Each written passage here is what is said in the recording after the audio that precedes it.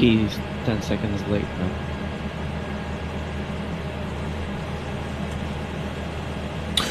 I'm good to go.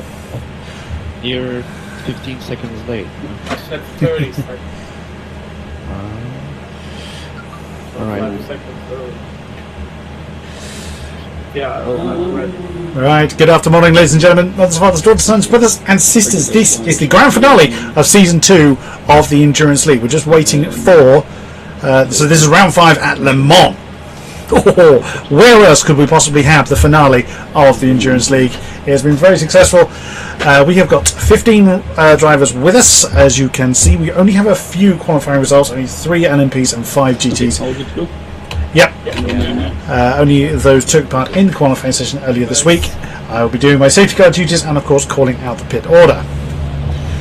So we are just, of course, getting ready to go. So I'll be passing through the middle, so don't block the middle, please.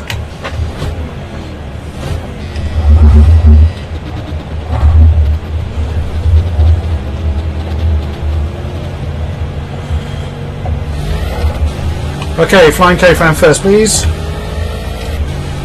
Andrix 2. Razanchik 3. All other LMPs.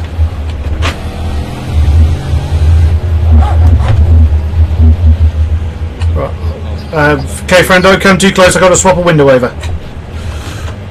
Thanks, everyone. Oh, where is it? I've gone off because I'm trying to find the GT results. There we go.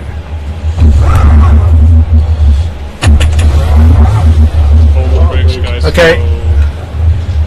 Yeah, sorry, I couldn't find the GT results. Got it off the chat. Yeah, I got it. Okay, Groby 1. Nick Mido 2. Morvik 3. Gwegwin 4. DG5, all other GTs.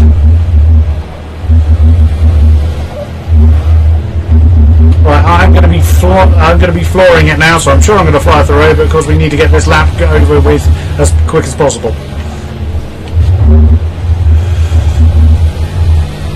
So yeah, I won't be sticking at 80 miles an hour. It's 250.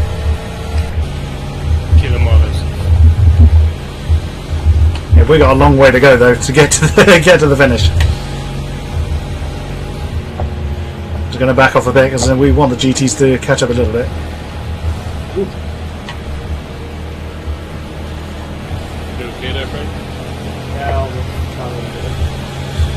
Okay, so we're just doing the parade lap. The quality positions have been called.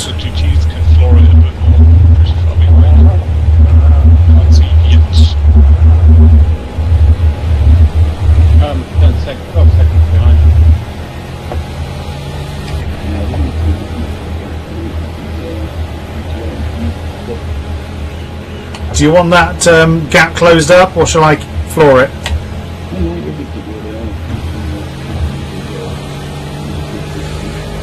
I can't quite hear what Andros is saying there, but I heard you're good to go, so I'm flooring it.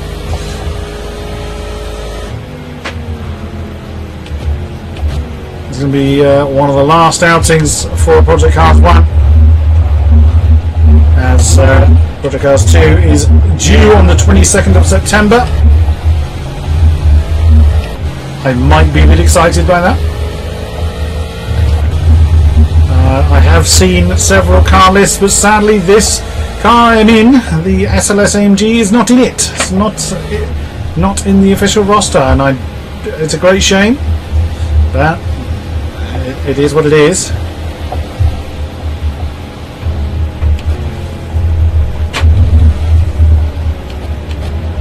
See if I can actually do a parade lap without flying off the road. The GTs are staying quite a long way behind the LMP field.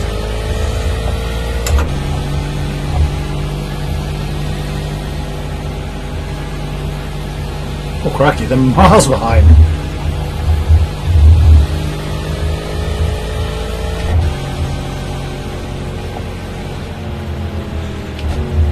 So as you may have heard there, oh no, sorry, I hadn't actually started recording and streaming at the point that I made this clear, but my wife is currently in hospital. She's had a scheduled operation, but it wasn't scheduled until September. It was brought forward until to today, this morning, and we found that out yesterday. So there was a distinct possibility I wouldn't make it. As it happened, my children are settled in bed. However, if that situation changes, I will of course have to attend to them. I flew off the road there last time I did the safety car lap here at Le Mans. Information point is just before the Porsche cars. Which is coming up, so Currently evens on the right for the LPs, odds on the left. But take it from your leader with fast.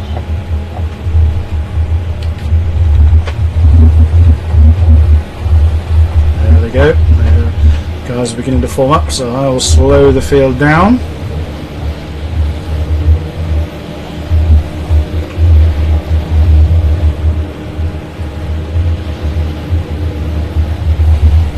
I can choose.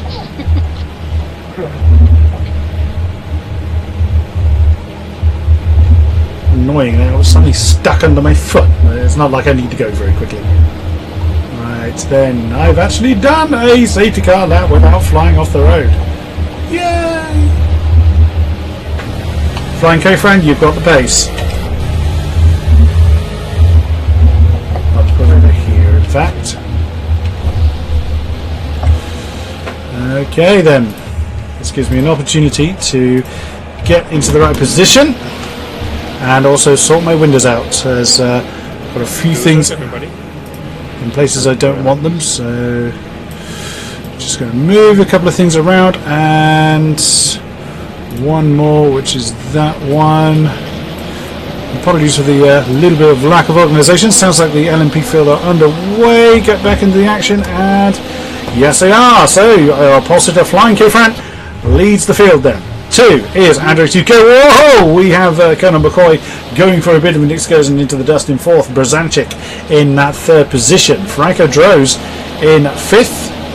He's around there somewhere. There he is in the mark. F1 racer AOR Thompson is just fallen down to 7th with as a F1 racer just coming past him then. Let's have a look at our GTs. They are just getting around to the start, so they haven't started their run yet. Andrex has got a bit of breathing space. Brzancic has got a lot of pressure from Conan McCoy in 4th position as Conan McCoy jumps to the inside, trying to get, yeah, as he's just declared on the right on Brzancic then, and he's just taken the 3rd position. Oh, that's so close. Let's check in with our GTs then. Groby has got their race underway with Nick Mido 2, Rigel 3, Morvik, who was actually feeling quite unwell before the race. He has I'm glad he's joined us. He's 4th in class, 11th overall. There's Gwegwin, 5th with a Dangerous Ginetta in the 6th position with a Davis Siska joining us in the Mercedes. Yes, he is in 14th and 7th. And Fastraw at the back of the field, currently in 15th position. Now we just saw Thompson has a swap position. There he is with F1 Racer. So those two having a great ding-dong battle down the Hanardier, heading down to the, I think they've done the first chicane, haven't they? Yes, they have. So that white dot you see all alone on the left there is me. As they're heading into the Michelin chicane, F1 Racer finds himself now behind the Marek of Franco Droz once again. And away they go. Thompson is already on the case of Brzancic. We saw Brzancic lose that 3rd position to Conan McCoy down the first part of the Hanardier. Groby then continues to, oh my goodness me, who's that flying off the road? We've got several people off. Brygor, no, that's DG and that's DG and Gwegwin. DG and Gwegwin have come to grief. That camera's not much use. So Gwegwin now finds himself at the back of the field. DG has lost a couple of positions due to that impact, but is back underway again. Fastraw is right with him. You have a lot of long-angled shots in this track, as you can probably imagine, it being Le Mans, of course. You don't typically find your slower cars here. Forgive the rustling around. I'm just taking my wheel off my desk, and oh, look at this for 3rd position. It's Conan McCoy and Andrex. Conan McCoy is really on the case since getting past Brzezinski for 4th, and Thompson's also got past Brzezinski as well.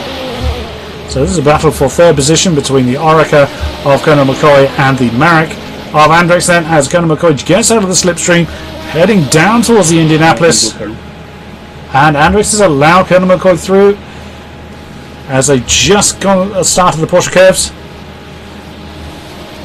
And so Colonel McCoy then up to 2nd. Oh, so it looks a big impact. I think the cameras from the spectator's perspective exaggerate that particular impact a little bit, as Andrex continues on his way.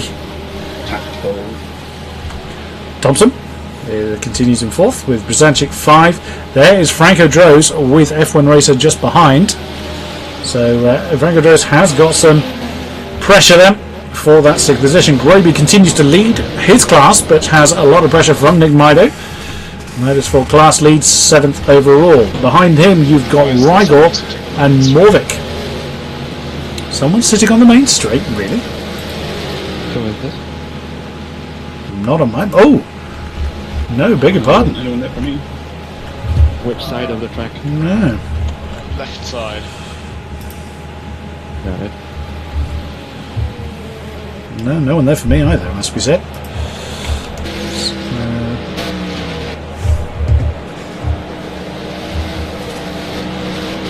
No one there for me either. So it must be something specific to Thompson then.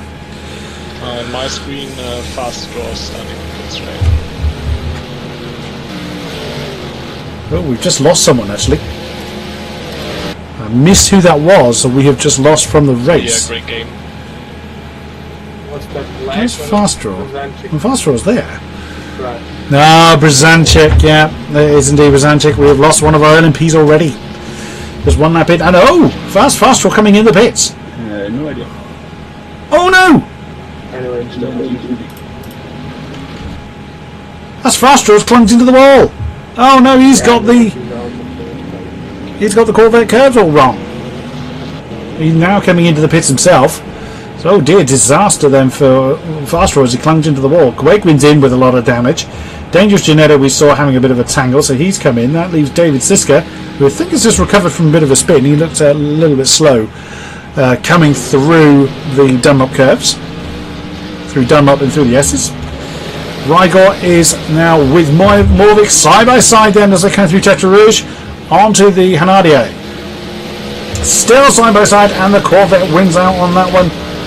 That's the view from Morvik's car. Whoops, if I got the right camera, there we go. That's the view from Morvik as he continues on his way trying to get back in front of the Corvette. Jumps out alongside car number 3 and it looks like he's going to get the move done. Is he going to get it done before the Forza chicane? He's got the inside line for the first corner, and that is indeed the 9th position back in the hands of Morvik. Very nice. Nicely moved. Nick Mido is right under the wing of Groby then for class lead, 7th position overall. And Groby, as you can see, is actually pulling away from the Corvette. But how's Morvik doing against the Corvette that he's got for company there? You see in the background is David Siska. There he is, just coming into the shot. Oh, he nearly came into the shot, and look at that. Morvik is holding his line. We're not seeing a dive there by Rigor.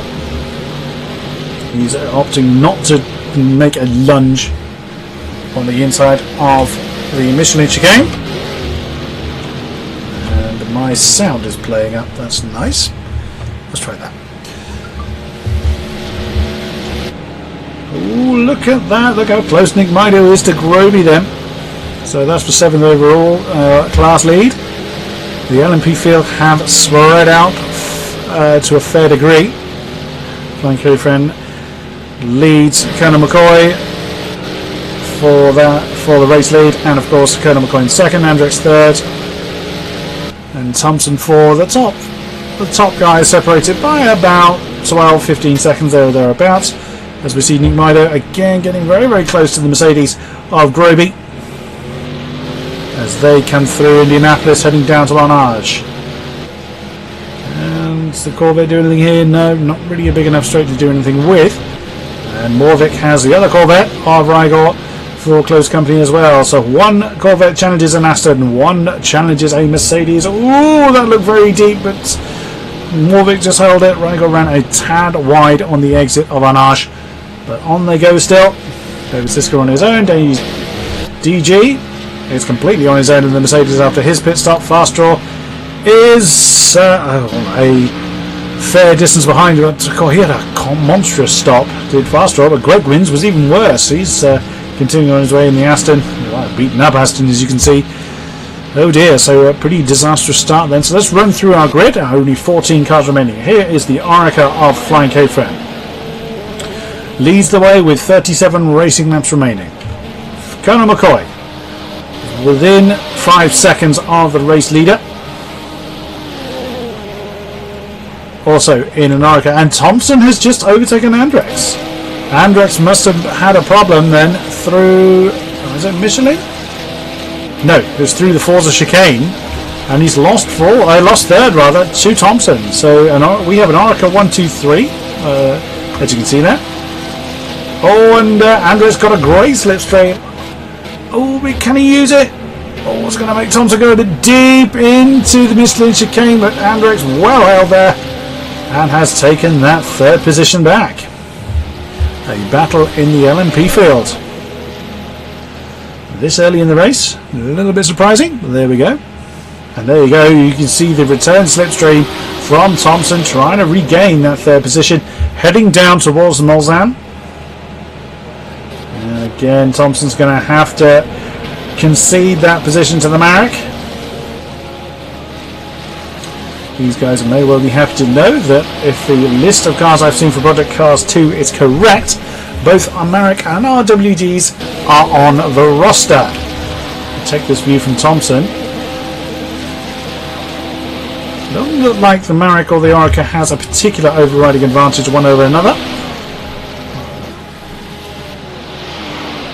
Whilst the top three, three of the top four rather are Oricas, there's not a massive difference between them, and Raikkonen and Morvik have just swapped. And that was a move through Forza, as the Corvette of Raikkonen gets ahead of the Aston of Morvik then. So that is 9th position, third place in the class overall, and Nick Mido's had a problem somewhere. There he is.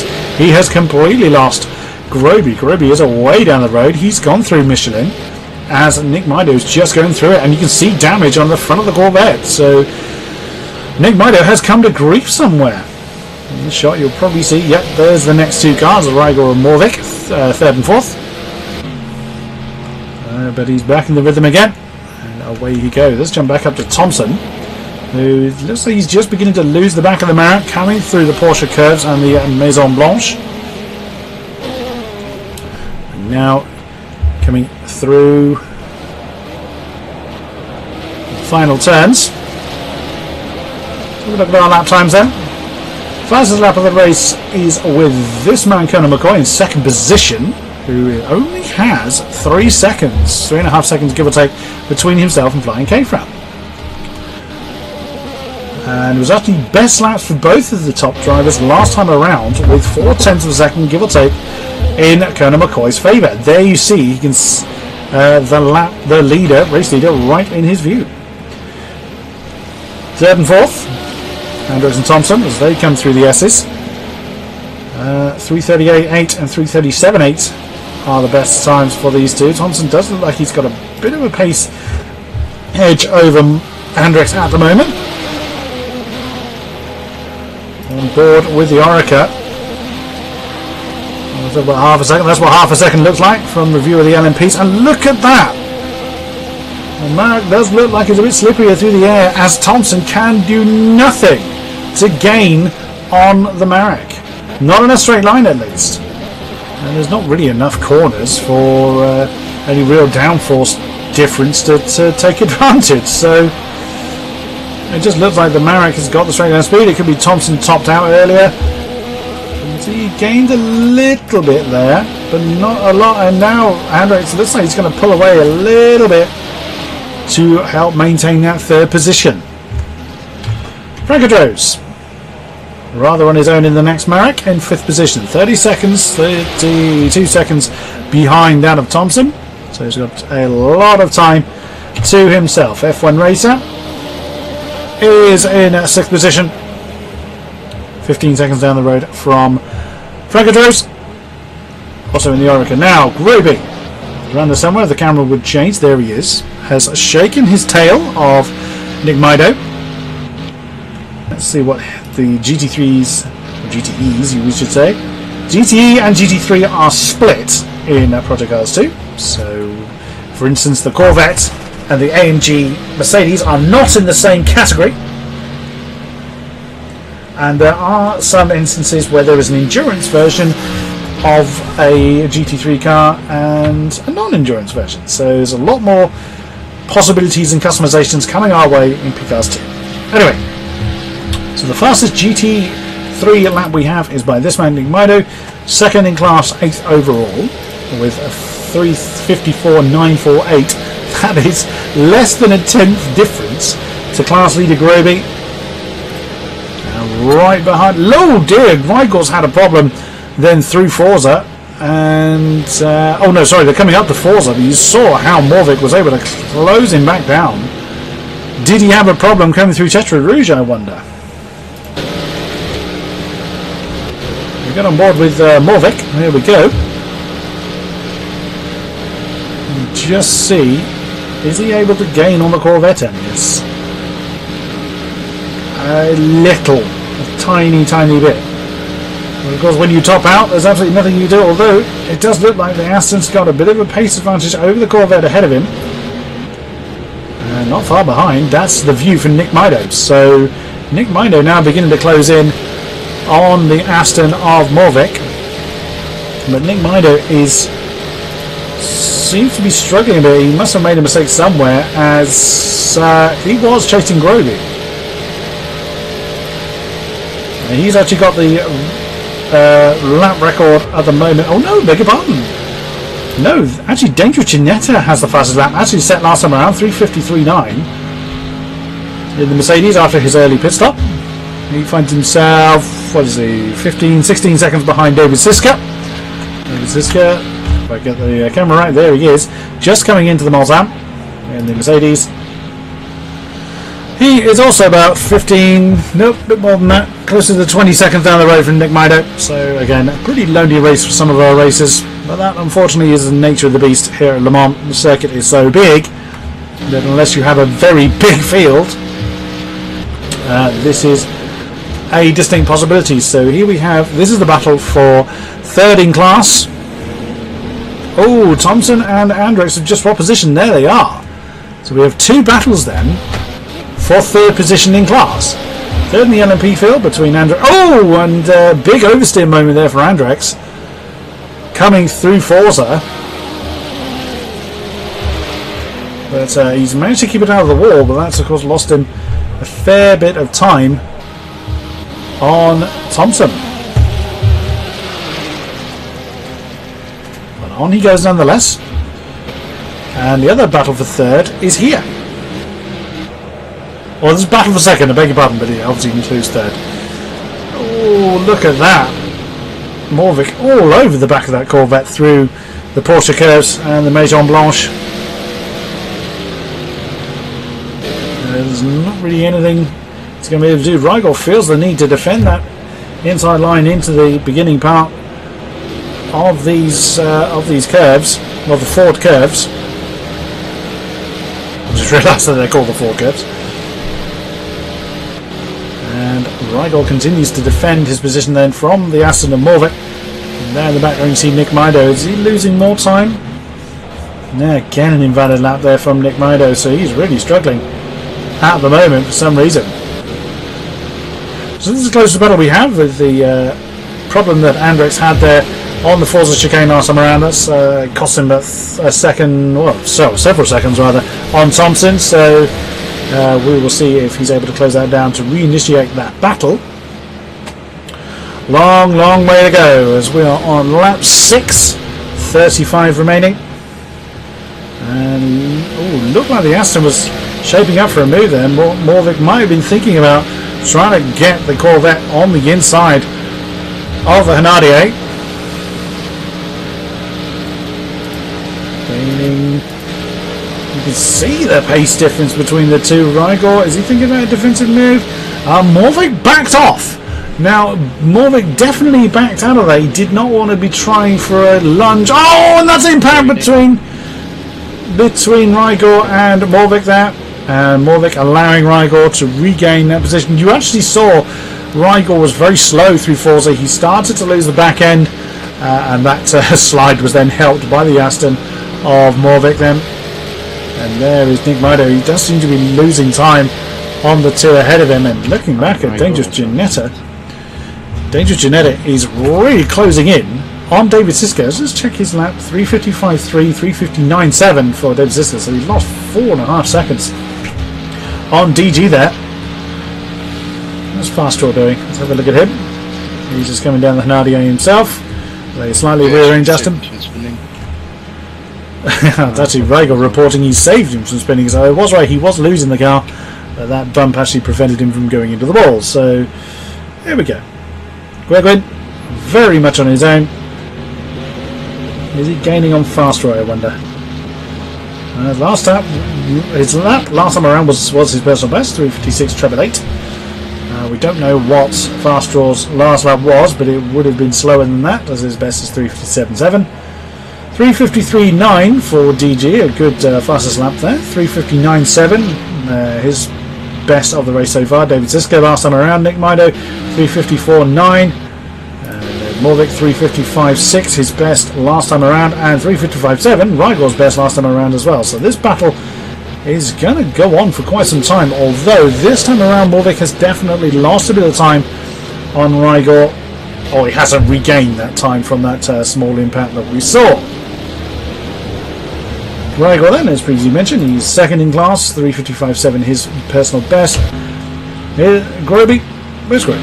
I thought he might have been in the grass somewhere, but no, he continues. Oh, bit of a bounce over the strip there. And 3:54.9, Groby's personal best, as you can see. He leads class by about 20 seconds, give or take, from second place Rygor, as he comes through the forward curves. Again, F1 racer. His best 3:43.4.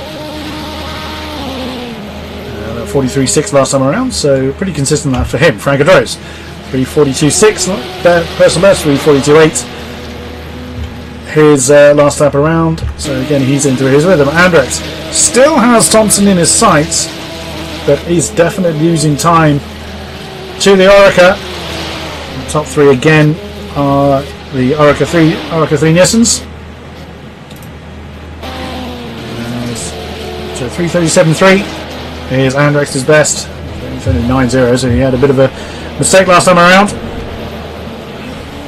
3:36.0 is Thompson's best as he set last time around. 3:35.1, a new lap record then for Conor McCoy. Oh, bouncing along. But the fastest lap of the race now is with this man flying K-Fran, who is just got past Gwigwin. So now we're seeing the GTEs being lapped by the LMPs. And that is Fast Drop. And you can see that K-Fran is just catching up to, that's the Aston getting a bit out of shape there through the forward curves. Gwigwin's Aston. Last lap around, 3:36.1 for K-Fran, 3:36.2 for Conor McCoy. So a 10th difference. And that is a gap of less than 3 seconds. So Conor McCoy well poised to put some pressure on for the lead. Thompson 3:37.0 last time around. Lost about 8 tenths or so on Conor McCoy, and he finds himself about 16 seconds down the road. So he finds himself in a lot of clear air. And there you see Andrex just behind. Is that last time around 3:37.6? Yes, I have damage. Some reporting damage there, so I don't know who that was. Has someone just had a problem? There is Frank Adros, our keyboard warrior. Oh no, but pad warrior, sorry. I'm so used to calling him a keyboard warrior, but no, he does actually use a pad. 3:42.3 is best of the race so far. F1 Racer just crossing the line with a 3:42.8. His personal best of the race as well. He is about 14 seconds down the road from Franco Droves. Groby is flying down towards the Mulsanne. He's got quite a way to go before we see what... oh no, that's not the Mulsanne, that's AOR. Indianapolis and AOR, I beg your pardon.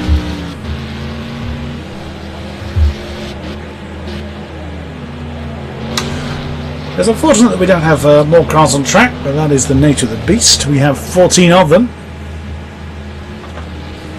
Now, what's going on there at the back between Gwegwin and Fastraw? There they are. They were not that close last time we saw them. Has Fastraw had a problem somewhere? Has Gwegwin just got on with the job, I wonder? That's the view from Gwegwin. That's what a second looks like in the GTEs. Going through the Mulsanne.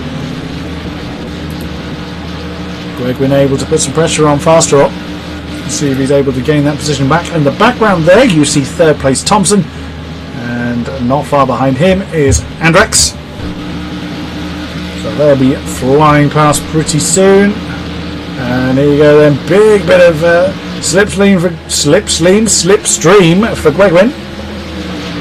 Through he comes, and that's into Indianapolis.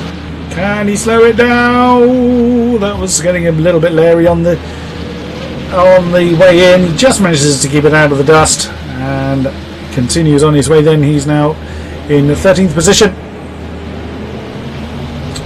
with Thompson coming up pretty quickly behind him. This could be a little bit awkward. It really depends on how quickly Thompson closes his gap down, as that could really catch him out in the Porsche curves. Flash of the lights. Oh, Gwegwin's going to turn in, yeah, which he's perfectly entitled to do. As mentioned in previous videos, the GTs do not have to give way. Oops, as Fastraw goes a bit wider. Oh, and that's an impact with the wall for Gwegwin. Touch you on your screen? That was Thompson, I think, asking Fastraw if there was impact there. It didn't appear like it from our perspective, but that's a big old thump for Gwegwin, and he is crawling to a stop. He still has control of his car. Now he's underway again. I think he got himself a cut track penalty, which I would be a bit surprised, but you never know, he may have done. Fastraw then is free of challenge, back in 13th position. Away he goes. That was a little bit unfortunate. The GTs do not have to give way to the LMPs, as I was mentioning before. If you're new to the series, welcome. You've caught us on the finale. We always welcome new faces, new drivers, to AOR, to Project Cars, to any of the leagues that Apex Online Racing is involved with. Be it Project Cars, be it F1 2016, or soon to be 17. Be it iRacing. A new Rocket League season is due to get underway pretty soon. Whole variety of things catered for. Assetto Corsa as well. So head over to the forums and get involved. Sign up. Have a look around. Any and all are always welcome. Jumping up to... I don't know if I can find Morvik. Where is he? There he is. That's the gap now between himself and Rigor. He lost about 7/10 last time around. Did he make a mistake? We do not know. The driver's fairly well spaced out. I am going to have to disappear for a brief moment, so what I'm going to do is I'm going to jump up to Flying K-Fran, our race leader. And that in the background is Dangerous Ginetta, who is in 11th position, so without me noticing he's actually passed David Sisko. Does DG still have the fastest GT lap? Yes, he does. I do need to pop away from camera for a moment, so actually I'll just look at Colonel McCoy as he comes past DG. But I shall be right back.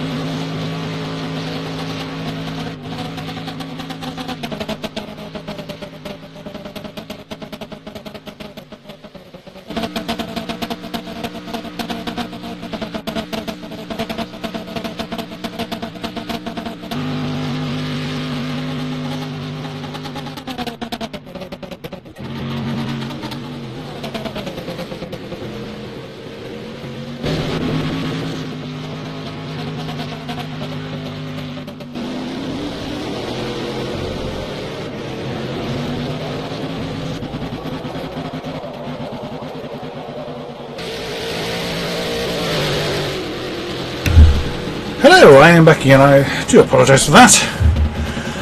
I had to check on my children. One of them was indeed awake, so I had to sort him out. Sure. What has happened to K-Fran? I assume he's pitted. To be that far back, he must have been through the pits.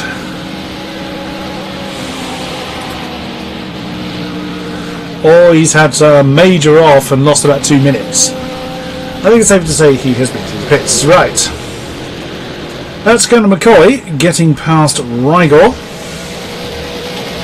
There he goes. Does he pit in the race lead Orica? No, he does not. Thompson. So teammates 1 and 2 at the moment.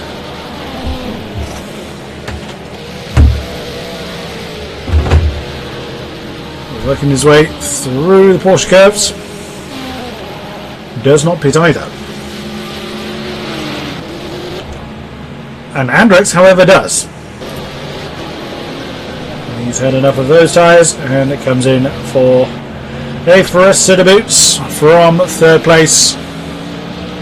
He will undoubtedly lose that position to K-Fran, who is just coming through the Porsche curves himself, right behind David Siska.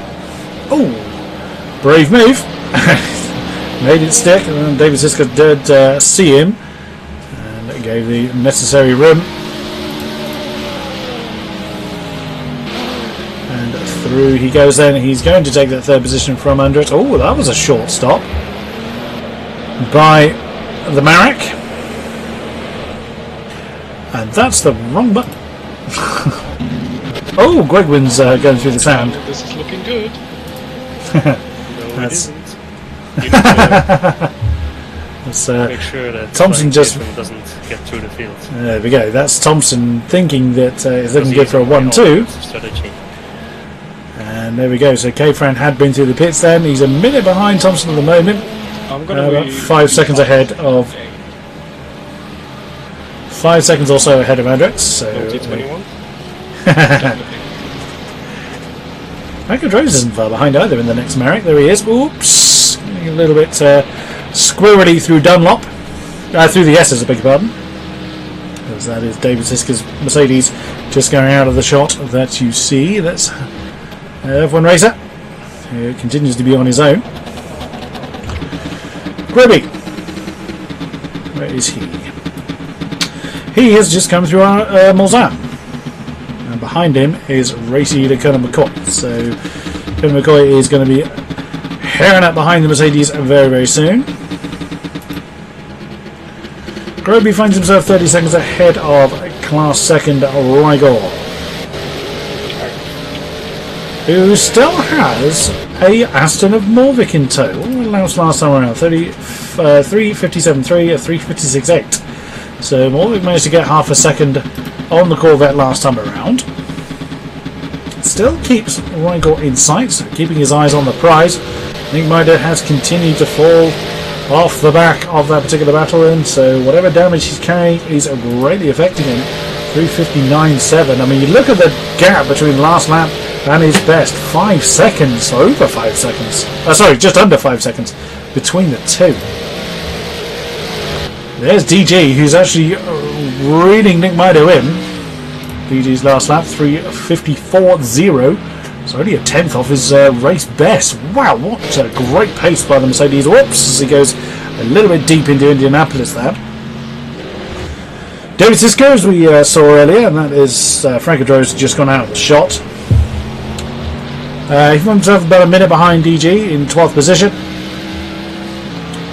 Fast draw, you just saw at the back of the shot there, is just about 8 seconds down the road there, give or take. That looks painful, the damage on the front of Fast Draw's Aston. Gwegwin is having a mare of a time. He's a very, very long way back. He's been through the pits with that 453. So a pit stop then is the primary reason for him being about a minute and a half off the back of the field. Let's check in with our leaders. Are they pitting yet? No, Gunnar McCoy has not come in. Neither has Thompson. So Thompson acting as a bit of a rear gunner for race leader Gunnar McCoy, as we heard earlier. 29 laps to go. 11 have been and gone. Okay, Frank coming through the Porsche curves. You can see what his first racing lap is for 4:35. Of course, his outlap and his time this time will be affected because the timing line, I believe, is halfway down the pit lane. So last lap was a 3:35. No, so that's actually a proper racing lap. 3:35.9 gained. No, it's actually 3/10 slower than Conor McCoy that time around, but was 3 seconds up on Thompson, but still finds himself about a minute, just under, down the road from current second position. But one pit stop here will, of course, completely change that. Hendricks, 4:14. Not a good lap for the Marek then. You did see he did have that short pit stop, so that is his out lap from that. That is why the lap time is affected. Franco Drose continues. He's still not been through the pits. 3:43 triple 9. K-Fran, 37 seconds. It reads a little different on my. Slower than you. I would concur. Yeah, Last time around he was. Probably have some off here. So there you go. You can hear the strategies being discussed. Bear in mind, all drivers that have connected this all can hear it, and I believe all drivers involved in the race are actually in there at the moment. So that has just told Flying K-Fran as well what the game plan is. Now let's look at Flying K-Fran is not in channel. Gregwin's in the wall. Oh dear. Gregwin is indeed in the wall and staring at the wall, and that was Rigor that just went off. That looks like a failure for Gregwin. We have lost one of the GTEs then. So he's not long been through the pits and now is staring at the wall. And he's gone. We have lost Gregwin from the race. 13 drivers now remain. Fast Draw appears to be catching up with David Siska, and Dangerous Genetic right on Nick Mido's case. What time's around? 3:55. But Nick Mido, 3:59 seems to be Nick Mido's pace at the moment. He's lost a catastrophic amount of speed. And look at that. Ooh, Nick Mido, I'm not sure whether he was going for just simply minding his own business and taking the normal line, or whether he was intending to rock the Mercedes, which of course he's well entitled to do. It is for position, but the pace difference of the Mercedes, there's going to be a relatively fruitless defence, I would think.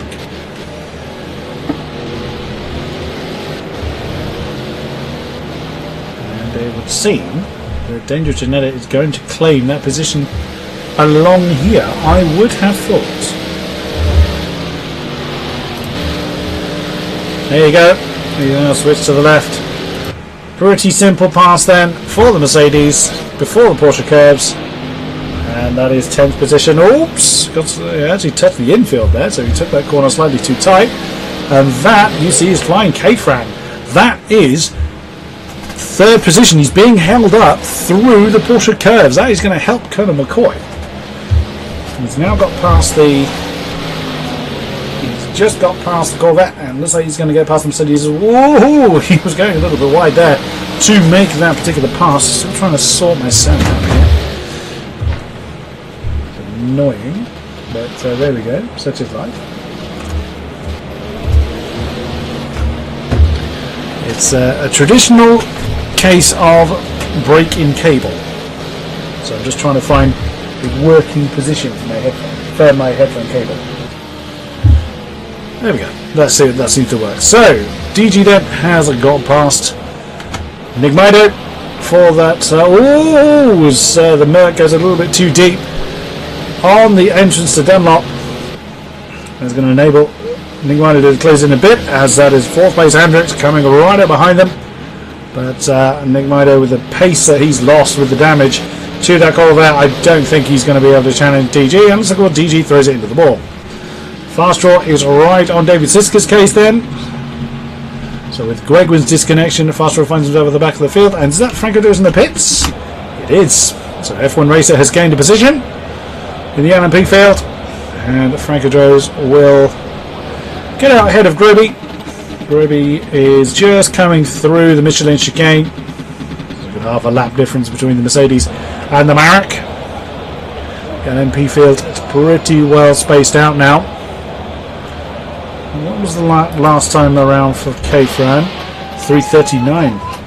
That shows the time lost due to being caught out in the Portuguese. Unfortunately, I need to go against my youngest has woken up. I'm going to leave you with Morvik, as he's getting pretty close to Rigor. I shall be back as soon as I can.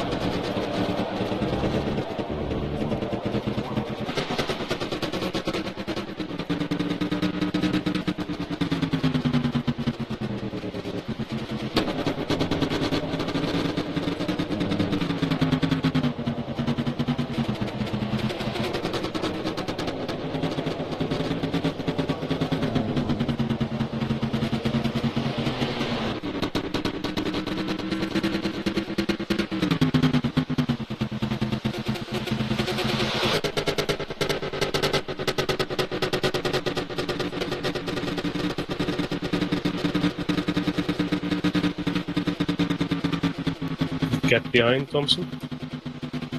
38 seconds.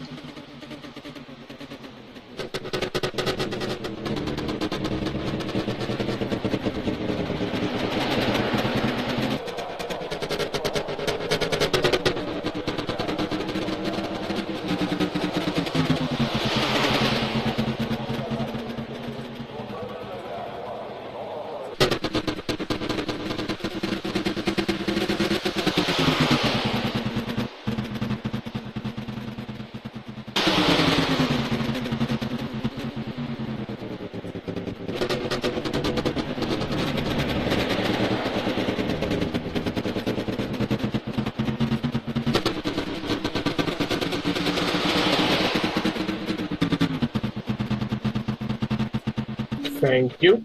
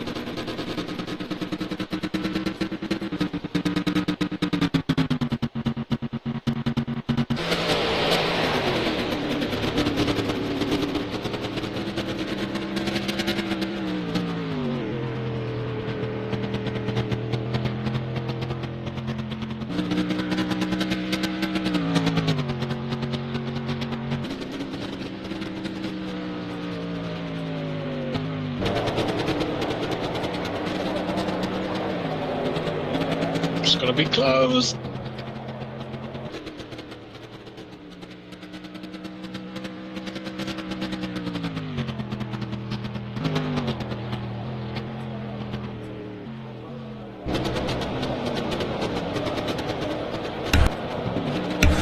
Hello again, ladies and gentlemen. Again, I apologise for having to disappear like that. And K-Fran's actually taken the lead. So we have had pit stops then for the front five. I'm not sure if one race has been in yet.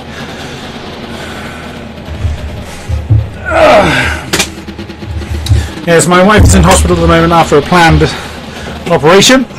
So it does mean that I have to deal with my two children if they wake up, which predictably my youngest did. Well, actually they both have woken up, so they're both settled again, so I apologise if I have to run off and deal with them. 3:34.886 by Flying K-Fran is his best, and he's stuck right behind Groby. The two leaders are right with one another, and that's going to help Conor McCoy. He's got the slipstream on his fellow Warwicker. Flying K-Fran sticking to the left-hand side. Is Conor McCoy going to have that move done before they get to the braking zone of the Michelin chicane? It's going to be close. He does! Conor McCoy has got the move done before having to brake. But he's got a lot of pressure then. That's great. Someone coming out of the pits. Who's coming out of the pits then? No, I missed it. So from Flying K-Fran, staying right in the slipstream of Conor McCoy. As David Sisko has gone into the pits, I think. And no change in the lead then through the Mulsanne. Heading down towards Indianapolis again. Well, they're both using the same car, but the setup's completely different. There's 0.3 difference in best lap between these two drivers. Oh, goodness me, that looked like there was a bit of impact then. As Flying K-Fran, oh, he shoves Conor McCoy wide. Wow, he had a hell of a turn of pace between the Mulsanne and the Indianapolis turn. And he has jumped back into the lead. Very, very close though, as you can see, as they've gone through Arnage. Can Conor McCoy get a decent drive out of that turn? He's gaining again. Oh, and Conor McCoy, they're going to be side by side before they get to the braking zone for the Porsche curves. Oh, what a move by Conor McCoy to retake the lead. And the cameras are lost. There we go. What a move. That was very brave then for Conor McCoy, because that could have gone horribly wrong. K-Fran recognising that there was someone on the side, taking the sensible option, not turning in. It looks like Conor McCoy's got a bit more wing and is able to go through the Porsche curves and Maison Blanche a bit quicker than Flying K-Fran. Oh, as you see K-Fran going a little bit too deep on the last of the Ford curves there. That's going to give a big advantage then to Conor McCoy on the acceleration zone, heading down towards the Dunlop curve again. And there you go, that's opened up about 1.5 seconds between the two. Looks like Conor McCoy's going to have a lot of work to do to keep Flying K-Fran behind. We know that K-Fran pitted quite a while ago, and Conor McCoy not too long ago, so they're on very, very different strategies. So you head down towards Tetra Rouge. Through that without incident, but it does look like K-Fran sizing up for another move. Oh, look at that! Flying K-Fran had a problem there because it sounded like his rev suddenly dipped off, and Conor McCoy is off. Conor McCoy is way down the road. That was a very strange issue there for K-Fran. Another battle we have here, looking at the timings, is 11th position. There it is, with a F1 racer right in front of them, the Corvette of Nick Mido against the Aston of Fastraw. Laps last time around, Nick Mido's was invalid, 4:02.832 for Fastraw. We know that Nick Mido has been struggling to keep in the 359, so it could be Faster's opportunity to gain another position. I'll give Nick Mido his due. He is continuing to battle on with that Corvette. Let's jump back up to the front then. Colonel McCoy continues to fend off Flying K-Fran as they've come through the Michelin chicane. Jump on board with the K-Fran. Not gaining particularly on Colonel McCoy by a vast... Well, he is gaining, just beginning to gain at a decent rate of knots, but as they then hit the braking zone. Of course, Concertina up. Although it looked like K-Fran had a great drive out of the Mulsanne, and that's put him right on Colonel McCoy's case again, heading down towards Indianapolis as we saw last time around. Again, he's gaining. Is he going to try for a move? Colonel McCoy stuck to the right-hand side, and again, K-Fran had a problem there, but he backed out of it, either by choice or not. So he remains in second position, but not giving up on that race lead in the slightest. It's interesting that their pit strategies are very, very different, and they are right with one another. So if with K-Fran pitting that much earlier, you really would expect him to be doing one more stop. So he really needs to get past Colonel McCoy. If K-Fran is doing an additional stop, this is ruining his race. Colonel McCoy is very much in the commanding position as they come through the Porsche curves. He's a brave man to try and overtake through there. But on they go. Towards the forward curves once more. As we have gone over the first hour now. As I do apologise that I've been unable to be in the commentary spot for all of it. What are your lap times, Thompson? It's Colonel McCoy checking in with his teammate, and I can tell you that last time around, the 3:38.333 for Colonel McCoy, 3:37.9 for Thompson. As Thompson has, that was his last lap as he's just crossed the line. It was 3:37.8.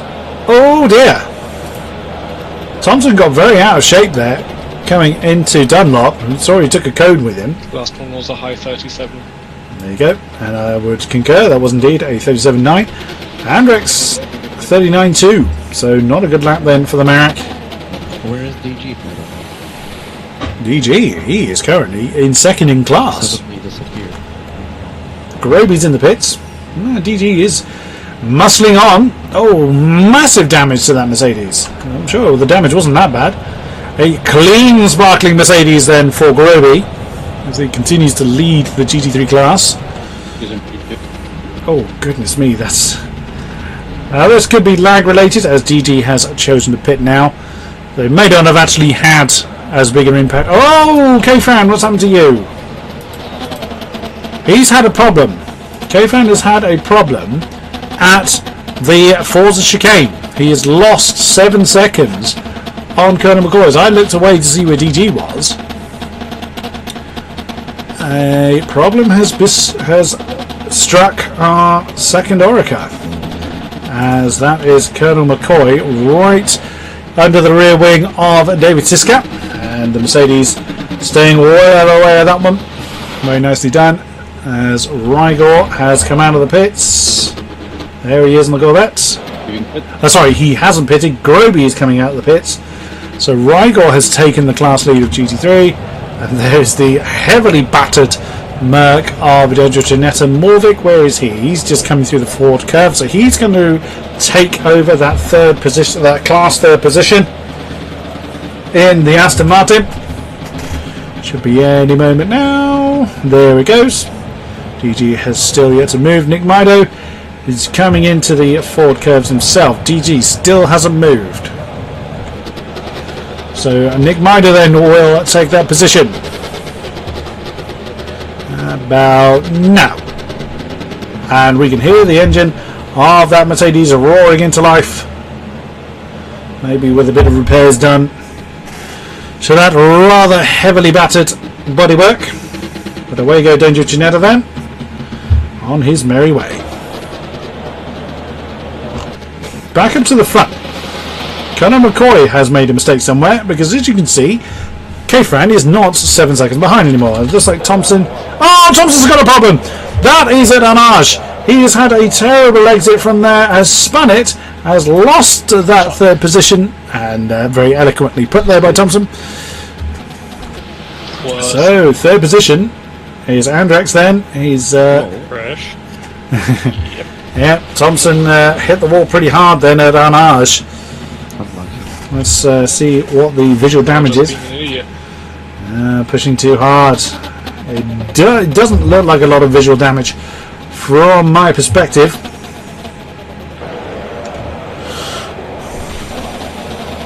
K-Fran continues to hound down Conor McCoy. The lap times are somewhere around 3:39.0 for Conor McCoy. We saw K-Fran have a problem of some description. Maybe he got himself a cut track penalty. That would explain why he had such a big problem or lost so much time. But as you can see, 3:39 against his personal best of 3:35. Conor McCoy made a mistake of his own as well. And there goes Thompson's crossed the line with an invalid lap time as well. 3:38.9 there for Andrex. He's closed in a tiny bit on the leaders here.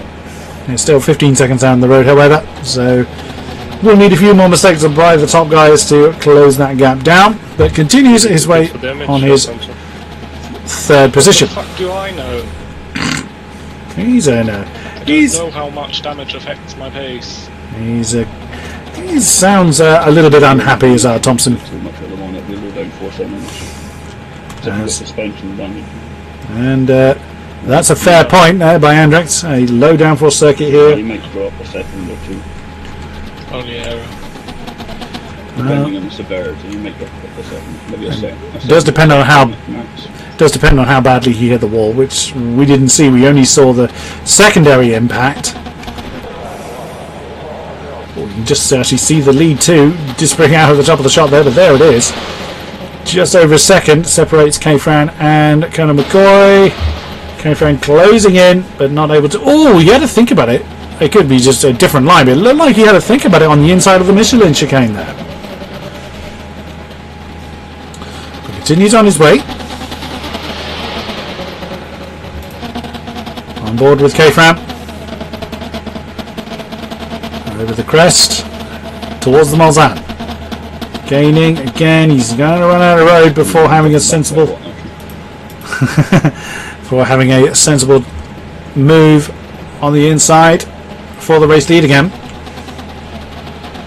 But he's right with Conor McCoy. Are we again? It seems to be K-Fran's preferred overtaking spot. As for some reason my frame rate has plummeted. I don't really know why that's happened, but never mind. Oh, on the outside. Is he going to get it done before Indianapolis again? No, he backed out of it. He did indeed back out of it. Rigor's come into the pits apparently. Let's... Well, there you go. Rigor is out of the pit. 30 seconds ahead of me. And I have pit as well. Yeah, Groby has indeed. Before the pit stop. Groby has indeed lost a fair amount of time to Rigor actually in the pit stop. I'm just going to double check something, which means... Unfortunately, my computer is very, very hot. That's why it's struggling at the moment. And there is absolutely squat I can do about it, sadly. Or actually, So- I think he might have done. Oh, look at the lead gap. There it is. Conor McCoy. Flying K-Fran. Separated by a second. Groby was the gap. Roby to Rigor is about 20 seconds, so... Well, under braking, in the braking zone is about 20 seconds. I'm just going to try something. I'm going to mute my mic for a moment.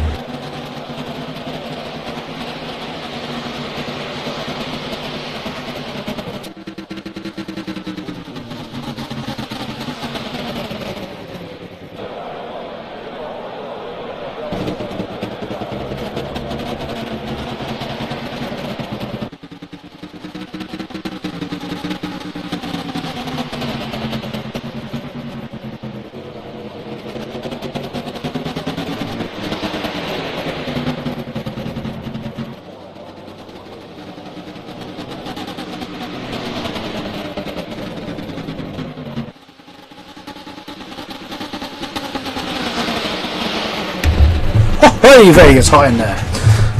I opened my case panel. That's what I was just doing. So yeah, I can confirm he's pretty damn hot in there. Right, well, I'm glad I left the camera here with these two. That is on the Molza. On the. 3 times like that. I'm not sure who that was getting upset there. I don't think that was. It might have been K-Fran that was unhappy with Colonel McCoy. But we will see then as they return to the Hanadier after the Forza chicane, which is you just saw faster. Always go inside on the grey. No, it's not okay to try to create a crash. No, it's not the first time. Oh dear, someone is not happy. This time it was too obvious. And that's got to be K-Fran and Colonel McCoy. They're the only two that are in really, really close proximity. Well, Dangerous Janela is not far from me either, but I know full well that's not. On the wrong part of the track and then change to the right side for myself. It's a joke. Okay. Give you 4 seconds. Yeah, that is actually Colonel McCoy. That Flying K-Fran, sorry. Oh, but Flying K-Fran's had a problem. And you see he's suddenly a long way behind Colonel McCoy there. Well, comparatively so. I just alt-tabbed there to see if my temperatures are dropping, and they are, which is nice. A long way to go, though, before they start to behave themselves, unfortunately. Anyway. So Colonel McCoy now leads by about 3 seconds, give or take. And Flying K-Fran not happy with Colonel McCoy's conduct there.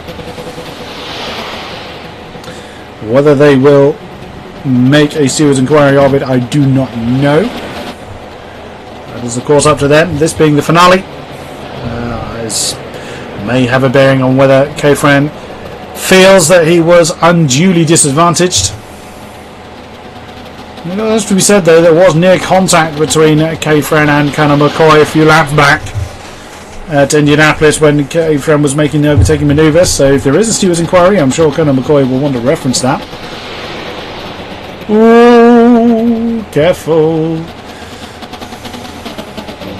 Boing. So as they come through the Porsche curves again, I think my frame rate is beginning to climb. Well, they're certainly not dropping, which is quite nice.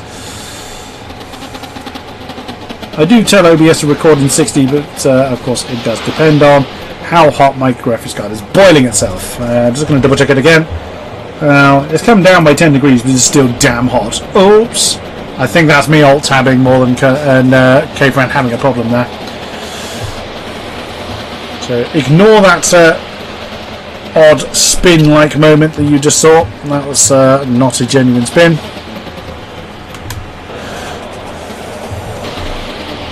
Where's Andrex? There he is. Just crossing the line.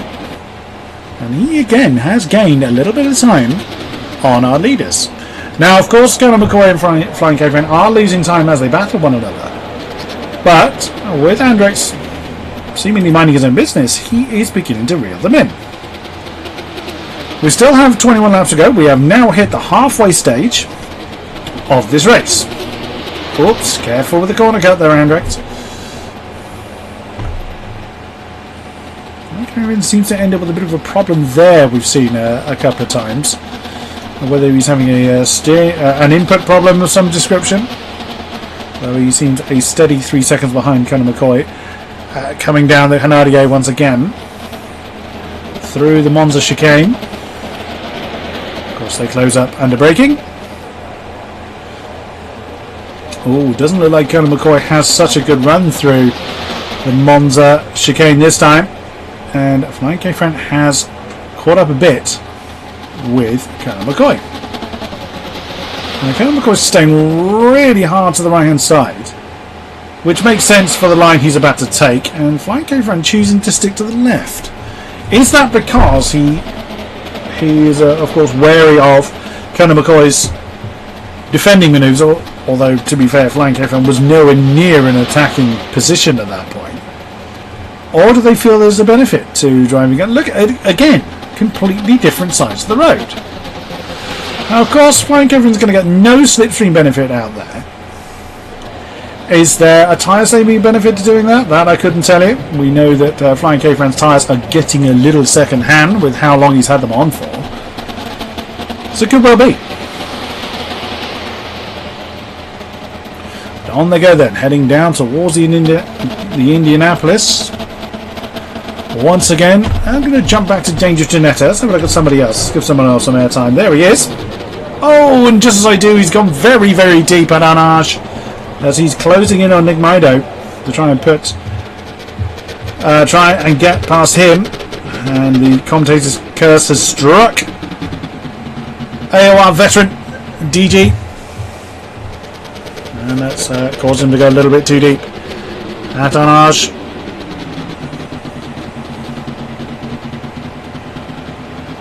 And everyone else is fairly well spread out across the field, so in my usual fashion, what we'll do is just run through the field.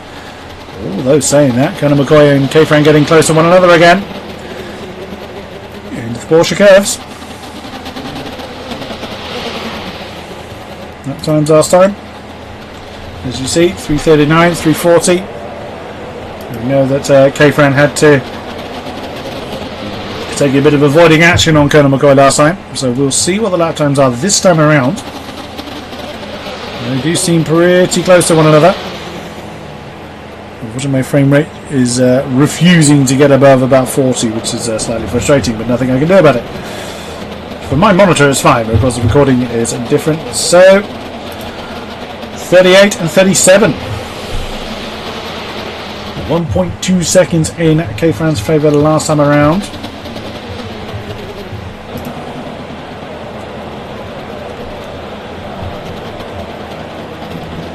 That is going to, of course, put Conor McCoy under more pressure, but oh dear, not a good start through the Dunlop and through the S's for K-Fran. He's lost time.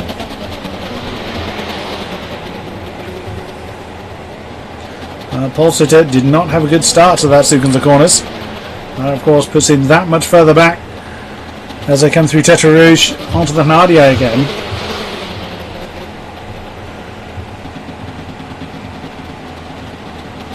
That is the nature of the beast, though. How far this one's going? So probably like the spot for orange, even if you carry on that defense. Subtle note there from Andrex. As Andrex is coming through the pits once more. So for his second stop. The Merrick then, I think he's had his stop, hasn't he? Yes, he has. So that leaves Andrex about, he's going to be about 2 minutes. Even if nobody's renting. So about just over a minute and a half down the road for the freshly reshod Marek then. Only about 12 seconds back for Thompson then. Ooh, a bit of lag there for me. I apologise for that. The screen freeze of nearly death. Oh, that was him rather than me. Yes, I saw that. It caused you to stop. You got a screen freeze? Yeah. Like nearly a whole second. Ah! Sorry, that was my wheel actually. That was my wheel causing us to go through the order there. Yeah, you actually stopped on stream as well.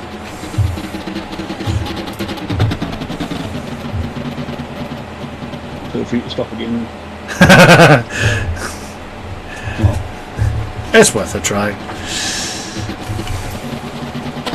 Back up to our leaders. Oh, my frame rate tanked again. And there you go. Less than 2 seconds separate the two. Oh no, I have a freeze. Oh dear. Oh, look at that. Conor McCoy did not have a good run through the entrance to Indianapolis, and that has put K-Fran right on his case again, and that is Nick Mido right ahead of them. The Dangerous Janetta trying to get back under the rear wing of that Corvette as he was before. A bit of slipstream for Conor McCoy. Oh, is K-Fran going to clear the Corvette? Yes, he does before he gets to the Porsche curbs. That could have been awkward, but as it is, the LMPs get through it without major incident.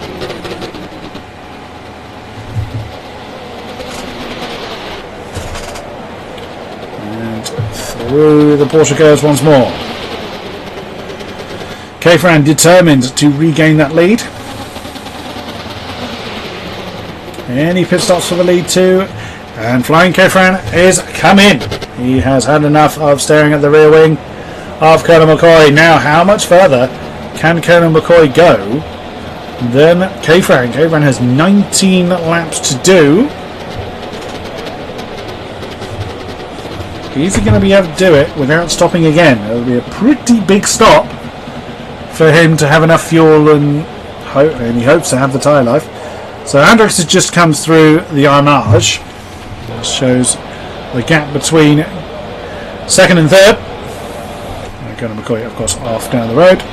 Keeping an eye on when Flying K-Fran is going to come out of the pit. I suspect this is going to be a long stop if he is looking to go to the end of the race.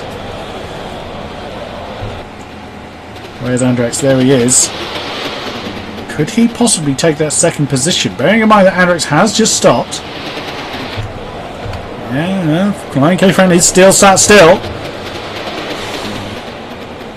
Although I suspect that Andrex will want to stop again before the end of the race.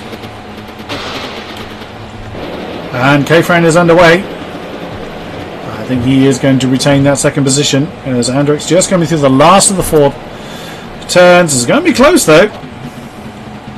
There you just see the headlights of Andrex, and Flying K-Fran does indeed come out. There actually was about 8.5 seconds between the two at the point that K-Fran got out of the pit lane. So that's a minute and a half then, over a minute and a half between the top two. Where is Colonel McCoy? He is coming through Michelin. So we'll keep an eye on him to see whether he pits next time around. Andrex, as we saw, did not. Thompson continues. Whoops, wrong way. Frankadros has continued in the Marek as well, bumping over the last rumble strip. F1 racer. Haven't seen a great deal of you. We do try and give at least everybody a bit of airtime. Not always possible, depending on the battles that we've got going on. Is F1 Racer going to come in? Answer is... He looked like he was going to, but decided not to. Groby is back in the lead of the GT3 category. I couldn't tell you when that happened. I'm afraid I didn't see it. And Rigor... Oh, has he got a problem? Rigor's got a problem. He's lost a wheel! Rigor's lost a wheel! Oh no! Second in class Rigor at the Indianapolis turn has slammed into the wall and lost a wheel. That spells the death of his race then. He is limping that Corvette on. There goes the sparks and the guilty gap of the front right wheel. So that is Nick Mado and Dangerous Janetta that have just gained a position. That's a long way to limp home. Dangerous Janetta is remaining on Nick Mado's case. 3:56 for Dangerous Janetta, 3:55 for Nick Mado. So Nick Mado has found his pace again. Getting some of that damage repaired, it would seem. Through the Porsche cars for these two. Just keeping an eye on the timings. Colonel McCoy hasn't come in yet.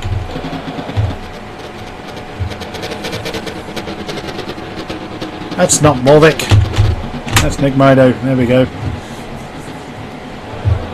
These two GT3s continuing on their way. Is that Rigor in more problems?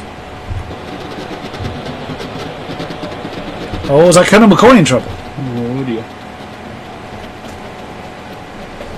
There's concern for some reason.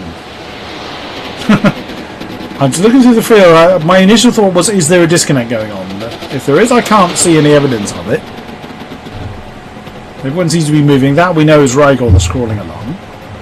Where's Thompson? There he is. He's still moving. He's still in control of his car. Frankadros coming through the Arnage with David Siska in tow. They're still moving. F1 Racer still going. He's heading down towards the Indianapolis, I think. Yes, he is. Groby still leads GT3s on the Henardier. Morvik on the same stretch of road. That I think is Franco Joes, and that's David Siska that's just come past Ragor. What lap is the leader? 23. King-Kodiak continues to have a dangerous Janetta for company. And there they are.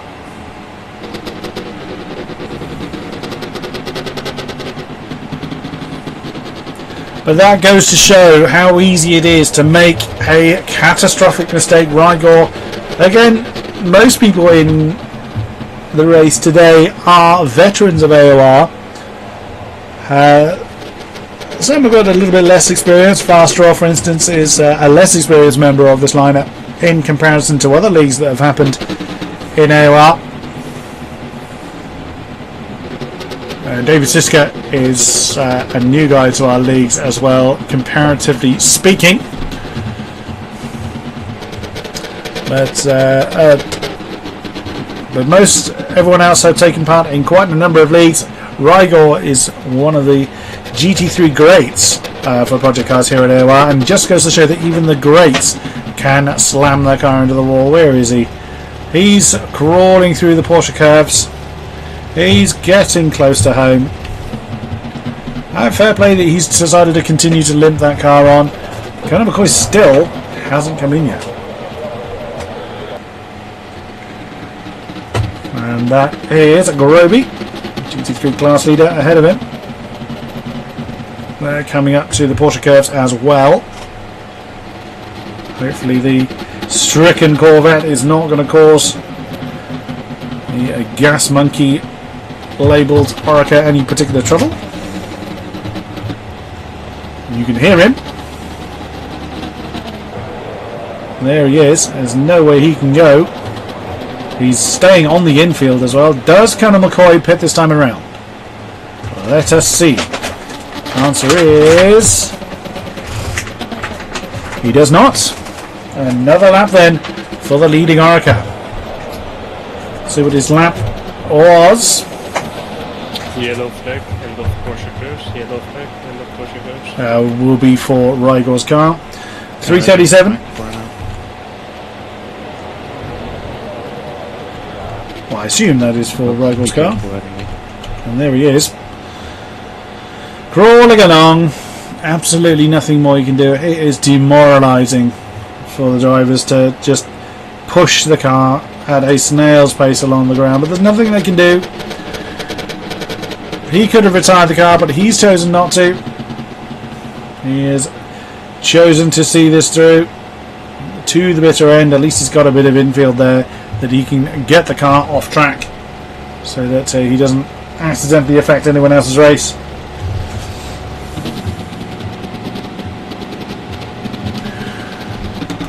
And back up to the front then, as Conor McCoy is on the Henardier. K-Fran continues. Let's see what his lap time was.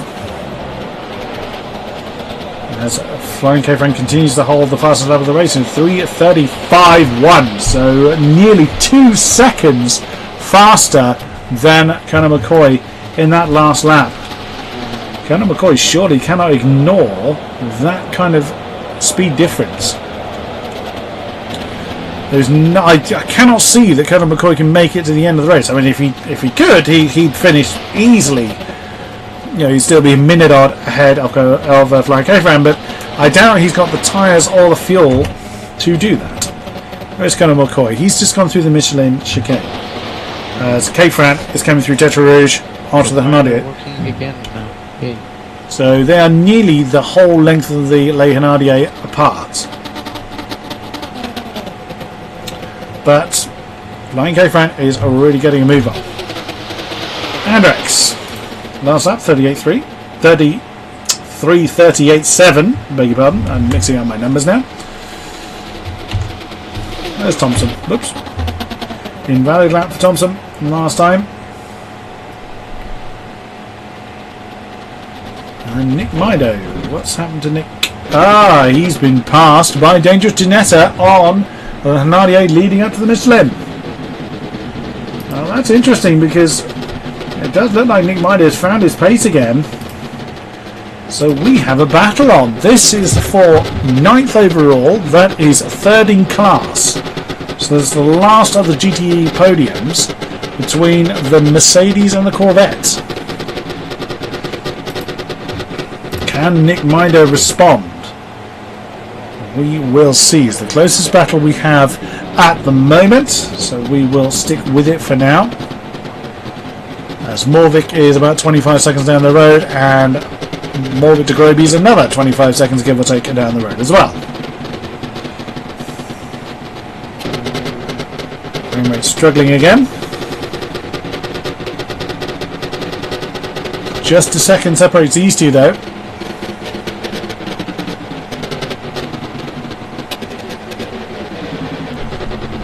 Into the Indianapolis once again. It looks like Dangerous Janela takes a very wide line through Indianapolis. It is banked, but it is easy. Because it's banked, it's a little bit tempting to push it too hard. But it does look like Nick Mider had a much better run through Arnage than Dangerous Janela did. Again, on board with the Corvette. Can he put pressure on for that class 3rd? Not at the moment. Of course they close out on the braking. It might be very wide on the entrance to the Porsche curves. Ooh, blimey, that was risky going across the grass, but kept 2 wheels very clearly on track, so no issues as far as track's limits are concerned. But again, you see the line difference between the two. Now, Nick Mider could be doing that because he simply has a different line. Whoops, as he runs a little bit wide on the exit of the Corvette curve. Has to think about it on the inside of Ford, and DG has... And so someone's receiving a phone call as DG goes too deep on the entrance of the Ford chicanes and has handed that 3rd position back to Nick Mider. Does our leader pit? Well, he's on the Nadia, so he won't be pitting from there. 35-1 and 36-8. So K-Fan did not have a good lap last time around. That might be... Well, no, he's only just caught those 2. So that won't be why. But the one... I'm just looking through the list, and the last GT3 before there is... Oh, miles back. Whoa! As K-Fan could earn him a cut track penalty, and he did. He got all out of shape trying to get... Yeah, he got out of shape trying to get past the Corvette, and that stuck him on the sand. So that is going to hand a big advantage to Conor McCoy for the overall race. 16 laps to go. We have gone over 1.5 hours of racing here at Le Mans. It is about an hour-ish remaining. So getting to a 3rd of the race to go. Well, it's a bit less than that. So as K-Fran has got past the Mercedes, Conor McCoy is coming through Indianapolis, and an easy pass then for K-Fran on the straight between the Mulsanne and Indianapolis. Oh no, bigger button, that's the Nadia up to Michelin. So now Flying K-Fran can get back into his own rhythm. And away he goes then, as I think that's David Siska in the pits. It is. Rigor did eventually make it. He is, of course, well out of the running as far as positions are concerned, as he allows F1 Racer through on the Porsche curbs. That's F1 Racer thanking him for it. Fast draw in the pits. David Siska on his way. DG still chasing down Nick Mider then. He's closed that gap up a bit. Both of them doing 356s last time around.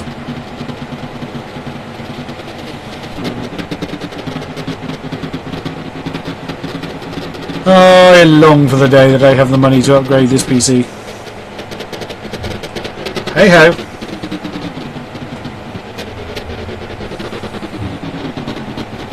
And they come into Indianapolis once more. And looked like DG took a bit of a tighter line that time on the apex, as you see third place Andrax coming up behind them. And this time DG getting a good run on the exit of Arnage. Keeps him within a second of the Corvette of Nick Mido. Can he do anything about it? Didn't gain enough to be able to do anything before the Porsche curves. And of course he is still reeling in that Corvette as Andrax is stuck right behind them. Nothing anyone can do there. Too dangerous to try a pass through the Porsche curves as Andrax jumps past the Mercedes. Is he going to get the Corvette before the Ford curves? No, he doesn't. And there you hear, that's Thompson, 4th position Thompson at the back of the shot. And still our race leader hasn't pitted. Wow. He's going a long old way. He's wanting a short as possible stop. 3:35.8 for Colonel McCoy. So he's keeping the pace though. So really all that's going to force him to pit would seem to be fuel.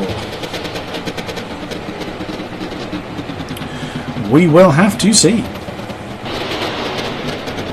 What was the time between Thompson and Andrax last time around? 41.8, so that's Andrax getting stuck behind the GT3s through the Porsche curves, and 37.1 for Thompson. So Thompson certainly benefiting from GT3 intervention for his battle for class third as well. They are about 8.5 seconds apart as they are both on the Hanarier. Where is race leader? Coming up behind F1 Racer through the Indianapolis turn. Here's where he is. Let's jump back to Nick Mido and Deja Ginetta. There they are. That is the Mercedes right with the Corvette then. Thanks. And there's no way you can defend that whole road. It's way too wide. Danger Ginetta slips through on the left. Leader is at lap 26, right? Yes, he is. Yes, into the Porsche curves. Ah, so Colonel McCoy's coming to the end of 26. We'll check in with him in a minute. Let's see if he pits. Oh, look at that! Nick Mido, much better run through the Michelin turns. Right under the rear wing of that Mercedes. But look at how Dangerous Janelle is able to power away from that Corvette. Is that damage or is that setup? Both cars have suffered damage in this race. So it could be an element of both of those factors. Both still doing 3:55 though, so still a pretty decent pace. And the best lap in the GT3 field set by Groby last time around, 3:53.9. Brilliant stuff as F1 Racer comes into the pits as well. Where is our race leader? He's still going. 3:36.5. Last time around. Where's K-Fran? There he is, just come out of Arnage. We saw he had that invalid lap last time.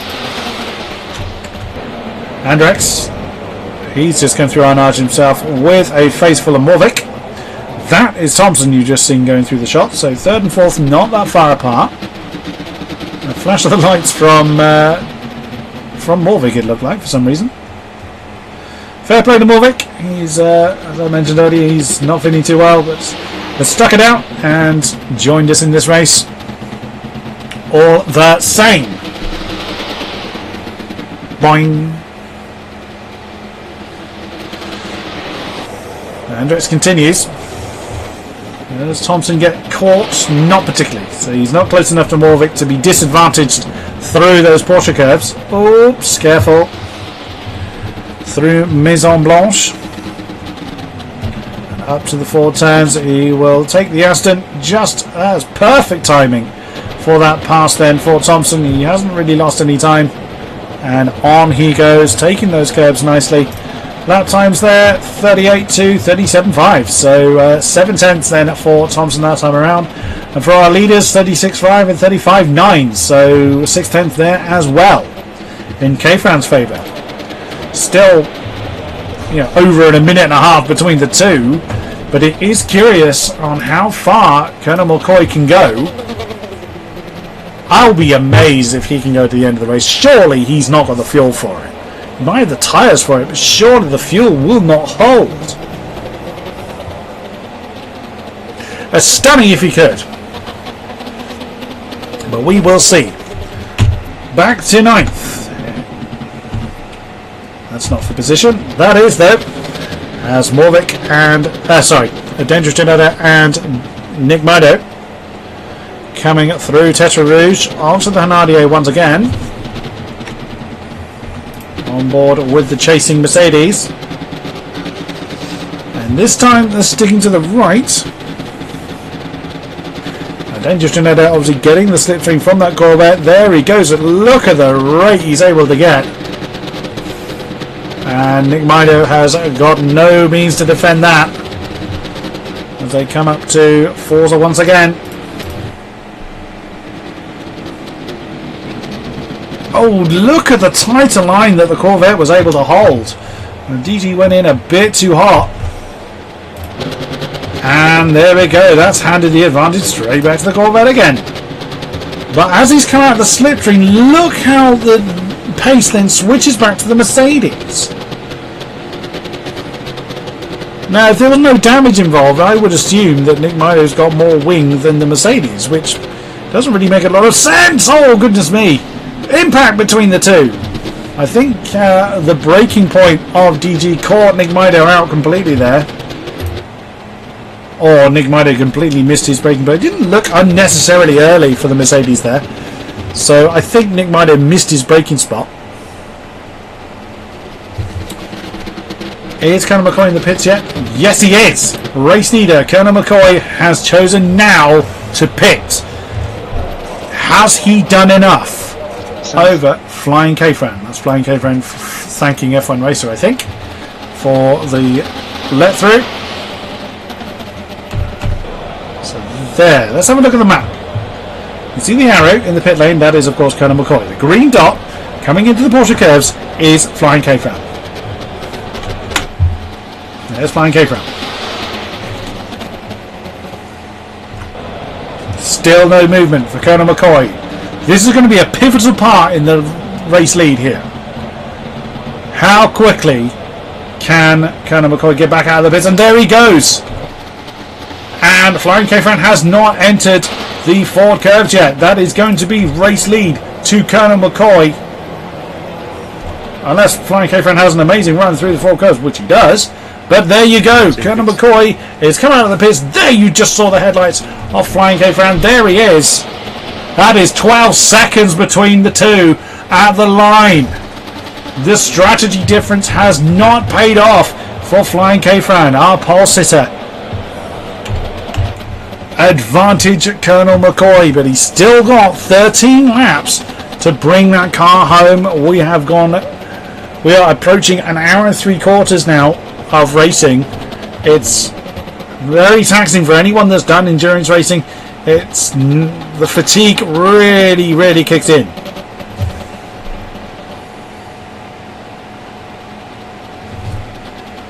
And I've just noticed something.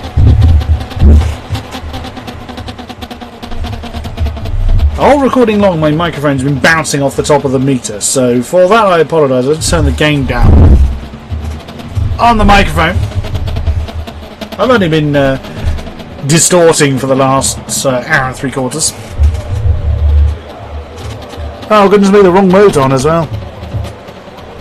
Who has been messing about with my mic? This, ladies and gentlemen, is what happens when you have children. They fiddle with things. They insist on fiddling with things. Because I never changed that, I didn't think to check it before the recording started. Never mind. Nothing I can do about it now. So hopefully that's now a little bit less noisy for the closing stages of this race. Thompson is getting quite close to Andrex. There they go. You can actually see them in the shot. Marek in third is Andrex. Last lap for him was a 3:38.0 and 3:36.0 for just 0.06 of a second off his best is Thompson. Thompson's really getting a move on then to reclaim that third in class and third overall, of course. Could well do it. 13 laps, only 3.5 seconds between the two. Gunnar McCoy continues on his merry way with Fast Draw ahead of him to Indianapolis. It's going to be intriguing on how the next laps unfold. There in the background you just saw Flying K-Fram, and that's Fast Draw getting well and truly out of the way. Well played at Arnage. Good on you.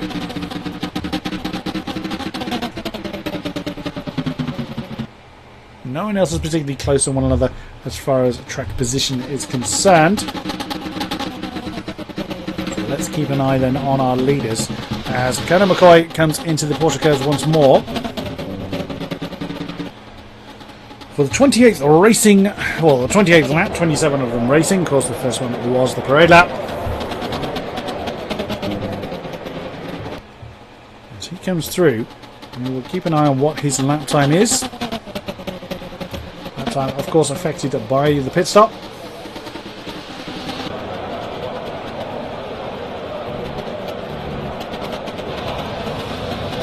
This is going to be a 4.5 minute lap. It is indeed. And is that David Siska in the pits?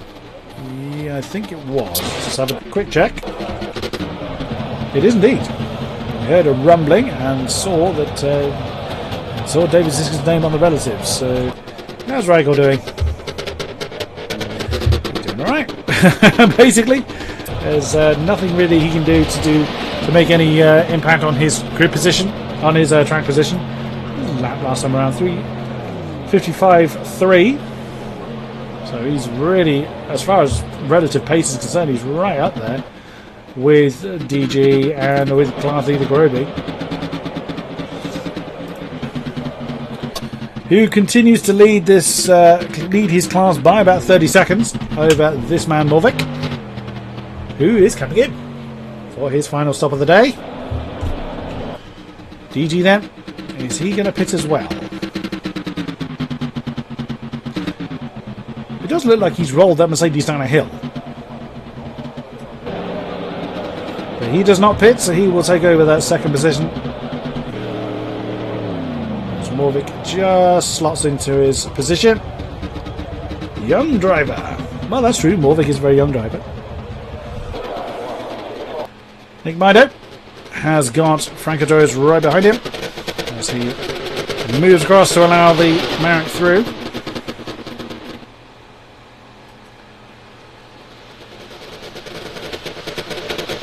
Lovely sound glitching going on again. Into the Porsche curves.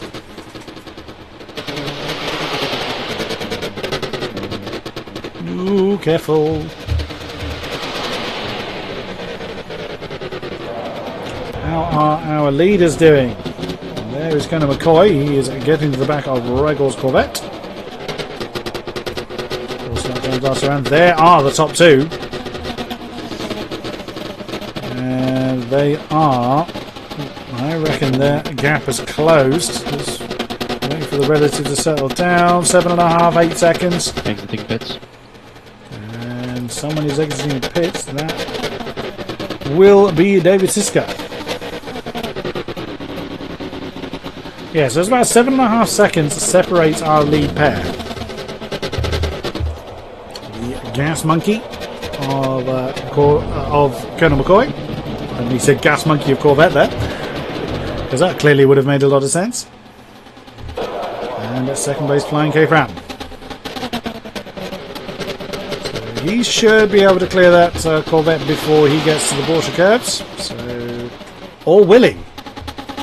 No, actually he's not going to. He's going to be stuck behind that Corvette at the worst possible time, unless the Corvette jumps out of the way, unless Rigor sees that Flying K-Fram is coming. And he does indeed. He actually pulls over. Perfect timing at a very perfect spot that didn't really cost Flying K-Fan anything. Well done. Good McCoy coming into the four turns. That's Thompson thanking someone. Thompson's getting very, very close to Andrex. There they are. Look, they're coming through the porter curves themselves. They've just gone past Fast Drop. So Colonel McCoy last time around did a 3:36.1 and a 3:36.7 for K-Fran. So 6 tenths between them. Similar pace. 8.5 seconds give or take at the line. 11 laps to go. It is definitely advantage Colonel McCoy at this stage. Let's get back to our battle for third. Did Thompson have a bit of a problem there? He looked a little bit slow coming out of the forward turn. But it's right with Andres. Now this is for position.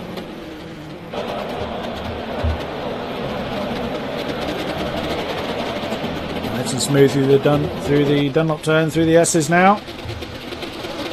Last laps, 37.6 and 37.5, so just a tenth between them. Last time around for the Marek and the Orica.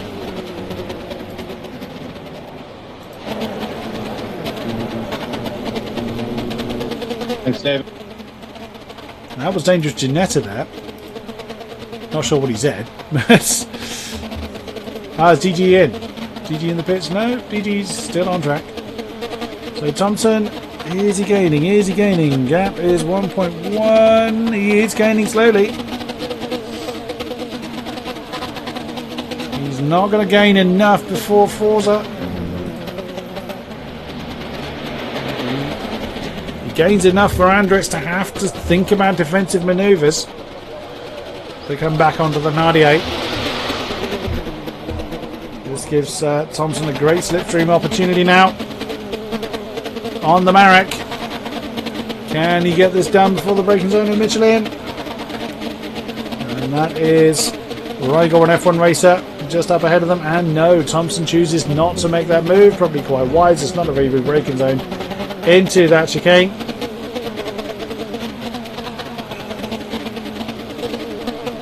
Now you might argue that that's outside track limits, but it is agreed between the drivers about what constitutes track limits on the Hanadier straight and also through the Mulsanne.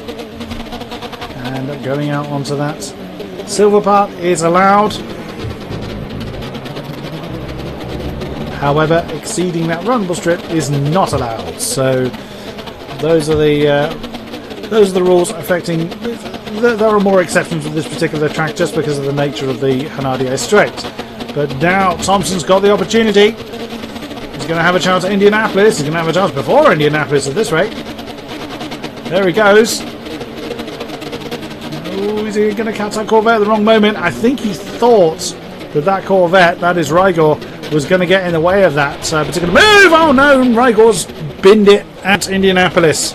He's kept it out of the wall, but span out of the way, whether that was I think you scared Rigor and jumping, whether he was jumping out of the way or whether he made a mistake, who knows. So Thompson then get back in the slipstream. Is he going to have a move before the push? Why are you scaring me? Oh, he bailed. He chose not to have a crack at Andrex before the Porsche curves.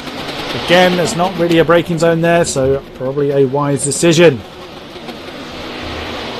Through the curves they come. Andrex remains in that third spot for the time being. And the gap at the front is now 13.2 seconds. And K-Fran is in! Oh my goodness me, K-Fran's got a pit again! Well, that has ruined his race. That's Andrex now up to second, Thompson third. What's happened to K-Fran? I'm very surprised to see him pitting unless he just did not have the fuel. Of course, I don't know what strategies people are going to use. I mean, Frank Andres is coming to the Mulsanne, so he's absolutely miles behind track position-wise, and there he goes. So K-Fran is going to have 10 laps to close down look. 3/4 of a minute? No, more than that. I'm just looking at the timings. He's now getting underway. It's over 45 seconds. Best part of a minute. That's going to be impossible, really. Realistically speaking, that is out of reach. Unless, of course, these two... Whoa, look at that! Just as I jump to Thompson, he's on the right-hand side of the Marek. And that's going to be on the inside for Forza. And, oh, Andrex! Andrex, there's a problem! Oh, What happened? the screen freeze, that's beautiful. Oh, no! Yeah. The game Right on the other letting side. him down at the Getting on. worst possible moment. That was a battle that we have been denied. Andrex unable then to defend that third position. And away he goes then, 15 seconds at least down from Thompson. So Thompson then free from challenge from Andrex gets back into the rhythm. So it is Gas Monkey Orica 1 and 2. Thompson, do you need to pit? Yes. Oh, That's Thompson. unlucky for me. I'm not sure what Colin McCoy means there. Whether Colin McCoy is saying he has to come in again, Thanks. which would explain why After K-Fans the crash, after the crash, I had to go to Plan B. Yeah, I know. So Which would be flying a- K-Friend now knows what happens in front of him. they may not be aware that K-Fans coming in again. 31 just went to through Anage. As we just saw. So, No more pit stops for me. So Colin McCoy great. confirming he doesn't have to come in again. He may well not be aware that K-Fran's come through the pits again himself. So, Colin McCoy is free to pretty much cruise to the end. Thompson has got to pit again. I hope. He has confirmed. So that is going to hand second position back to this man Andrex. So Andrex now knows he does not have to push too hard because he's got... to change my trousers. Double sending them. So it's 25 seconds at least back to this man not K-Friend. So that in 10 seconds is a bit of a tall I heard ask. haggis. Oh, I'm hungry. So really, again, just Andrex has to keep going, keep his nose out of trouble, and he could well gain that second place spot if Thompson has indeed, as he says, got to come in again. Unless, of course, mind you, he said with that damage, so he had to make a pit stop out of kilter, and there he comes. So cutting across the sand there. I think there comes a point where you don't have a choice. The AI will do it for you. I'm not sure exactly what point the AI takes over on this pit lane. So in comes Thompson. He's about a minute, give or take, ahead of K-Fran. And Andrex comes in as well. They both pit at the same time. So Andrex couldn't go to the end. So that's a change of trousers for Andrex. K-Fran is just coming into the forward curves. So he is going to jump up to that second place spot. And there he is. There is Flying K-Fran taking that second place. Wow, wow. But he is a minute and a half near enough down the road from Colin McCoy. Colin McCoy has confirmed he does not have to bid again. He can pretty much pull over for a drink. And Thompson now comes out, and so does Andrex. So they both come out pretty close together. Andrex may well have gained a little bit on Thompson as a result. Those are very short pit stops. Splash and dash then. There's no way they change tyres at that point, so it's just 2 seconds. Andrex has most certainly gained then, because it was 7 or 8 seconds when they came in. It's now considerably less than that, so we may well have a battle yet again between Thompson and Andrex for that third place. We will see how that transpires. Franco Droz, 5th position on his own. The GT3 field are fairly spread out. No particular battles to look at. Let's keep an eye then on 4th place Andrex and 3rd place Thompson. On the Mulsanne, they are 4.2 apart. And that is Rigor's Corvette, you can hear in the shot as well. And Andrex did gain a couple of tenths before braking zone of the Monza chicane, but he could well be held up by Rigor. 65 litre. Oh, that's close, and he's through. So we will see whether that held Andrex up when they get back up to speed. And yes, it did. So Andrex did lose half a second there. But and again, not Rigor's fault. It's just unlucky timing. There's now 5 seconds between the Marek and the Orica. We'll see. Again, back markers could still play a part. And one mistake, as we saw with Rigor, one mistake caused him to lose a wheel. It can happen to anyone. We will see how this unfolds. Where's our leader? There he is. Coming to the end of lap 32. We have less than 10 laps remaining. We have gone past our 2-hour mark. Well, 2 hours of streaming recording. That's slightly skewed because obviously that started at the beginning of the parade lap. So we are approaching the 2 hour of racing mark. Conor McCoy completes lap 32 with a 3:36.8.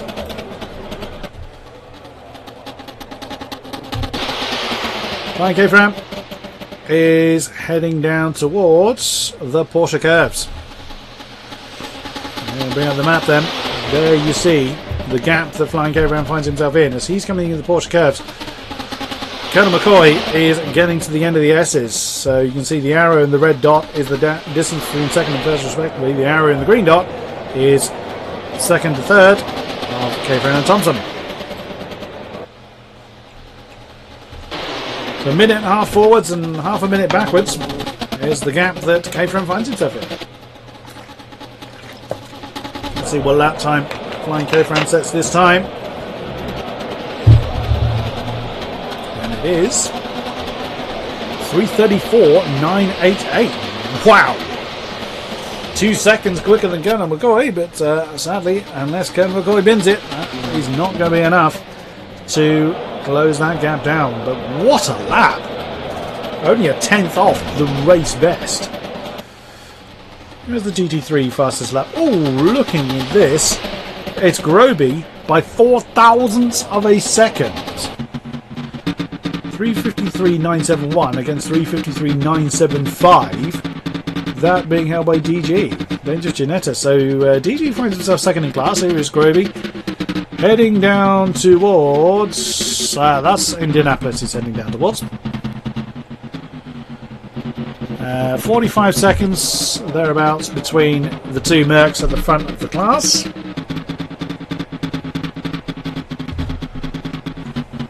Another 10 seconds each back to this man Morvick in the Aston.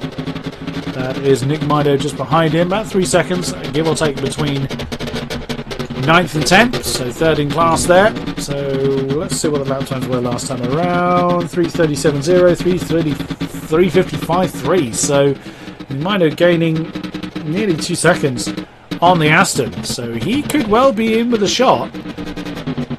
Well, certainly at that pace, he would definitely be in the shot of taking that class third. We will see. We will see.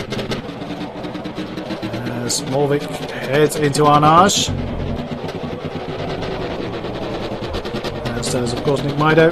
Slightly wide on the exit there. And there you see race leader Conor McCoy coming through the same piece of track. So a possible battle brewing here then. Does look like Nick Mido is reading Morvick in as they come into the Porsche curves once more. This could well hold Conor McCoy up a little bit, but he's got a lot of time that he could potentially burn. So I don't think he's going to be too worried about catching back markers here. It didn't look like Morvick had a great run on the exit of the Maison Blanche there. An easy pass there for Conor McCoy. So that again could give Nick Mido a bit of a hand in gaining on him. Times. So Conor McCoy sets 3:37.2, so he was held up a little bit. Morvik 3:57.1, 3:54.9. Again, a few hundredths off his personal best. Is Nick Mido. Wow, he's really getting the hammer down. He's found a lot of the pace he was missing from earlier in the race. Ooh, a little bit deep off the edge of the Dunlop curve, but there's really not much between these two now. So, a potential battle forming between the Aston and the Corvette.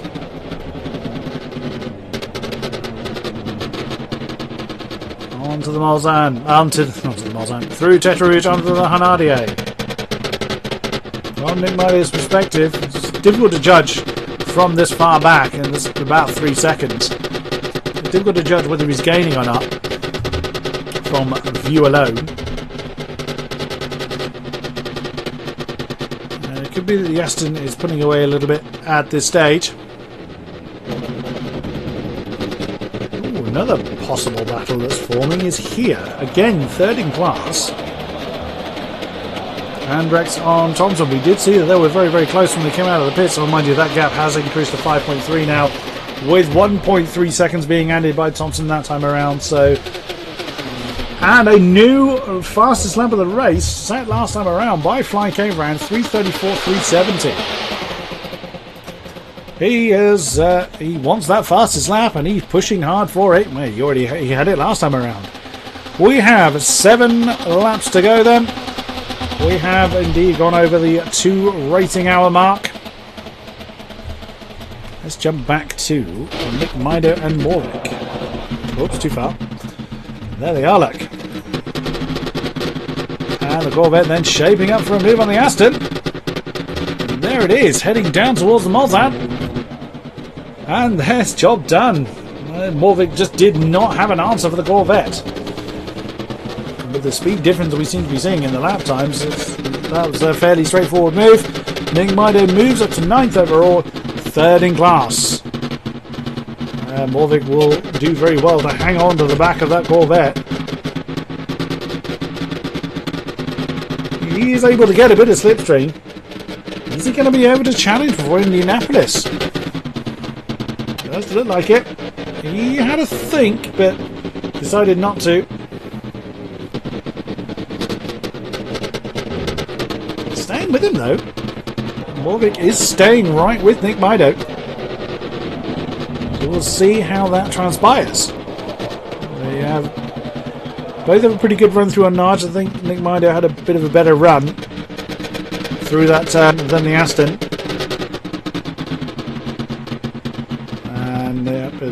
Definitely pulling away now is Nick Mido from Morvik. It's always going to be optimistic for Morvik to be able to hang on the back of Nick Mido, bearing in mind that Nick Mido seems to be pulling 2 seconds at least lap times on the Aston, so it would not be a surprise if Nick Mido is able to pull away.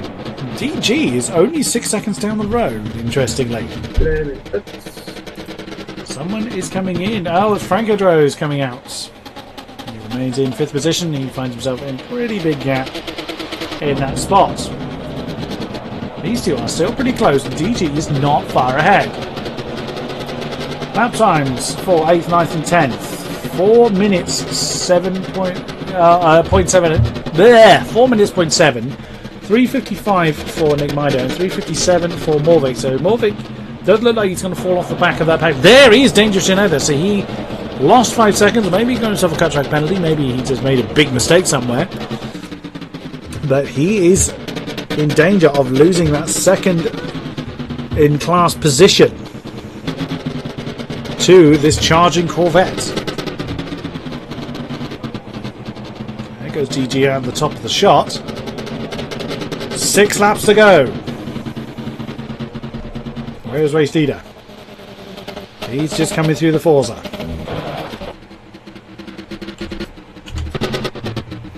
What lap is the leader on? 35. 35. On the Mulsanne straight. See, on my map it's called the Nardiers. What the fuck was this? Oh, Someone's not happy at something. Track penalty. Oh dear, someone's got themselves a track penalty for something. Oh, it was Nick Mido.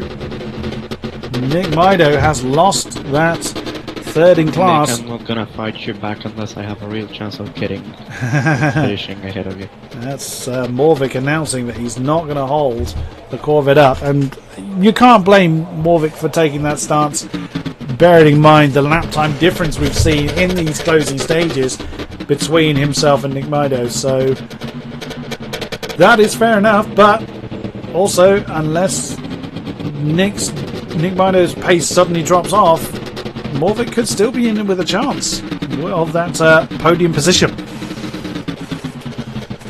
Not far to go.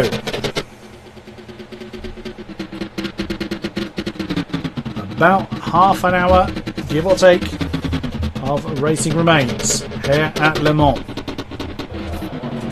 Hey, there goes DG out of the shot. Morvik right in the middle, almost equidistant between the two. And Nick Mido just going around the Mulsanne.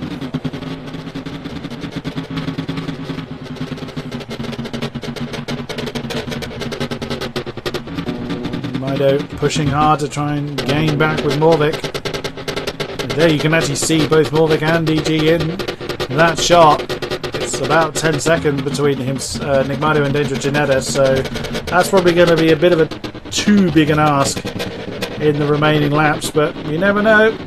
One mistake is all that's needed to reshuffle the order. Times at the front, 36.6, 35.0 for McCoy and K-Fram.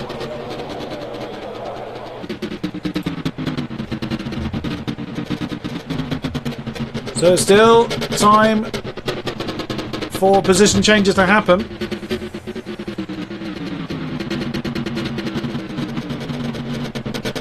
Mido heading into the Porsche curves. And now is when the fatigue really starts to hit home. 5 laps to go. Colonel McCoy has started lap 36. 5 racing laps remain. 3:37.6 for Colonel McCoy. He could lose 10 seconds a lap and still win this race.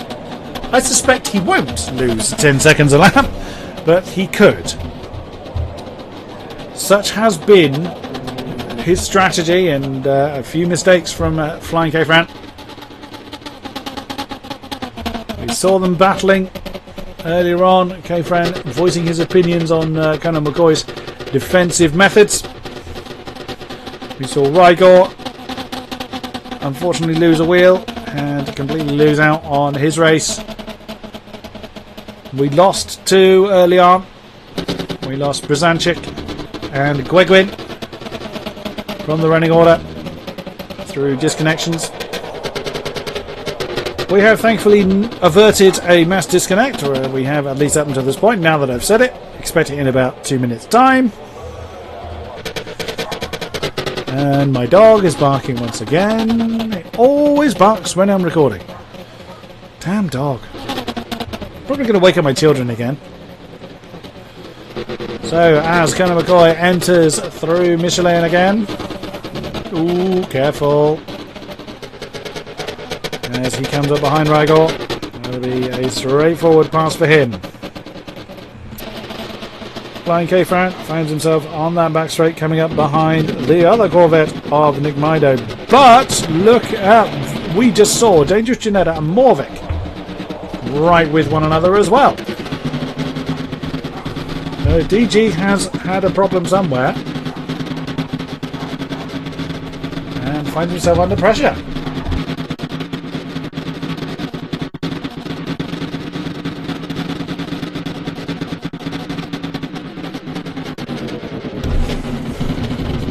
Ooh, look at that Morvik getting... Oh, he's had a great drive out of Michelin. Whoa, that's Flying K-Fran. He had to take a very evasive manoeuvre there as Dangerous Janetta jumped into the slipstream of the Orica. And there's Nick Mido. 8th, 9th and 10th. 2nd, 3rd and 4th in class are right with one another now. Oh, as we see, that is Nick Mido had to really get out of it to avoid impact with the Aston. There we see in the background F1 racer.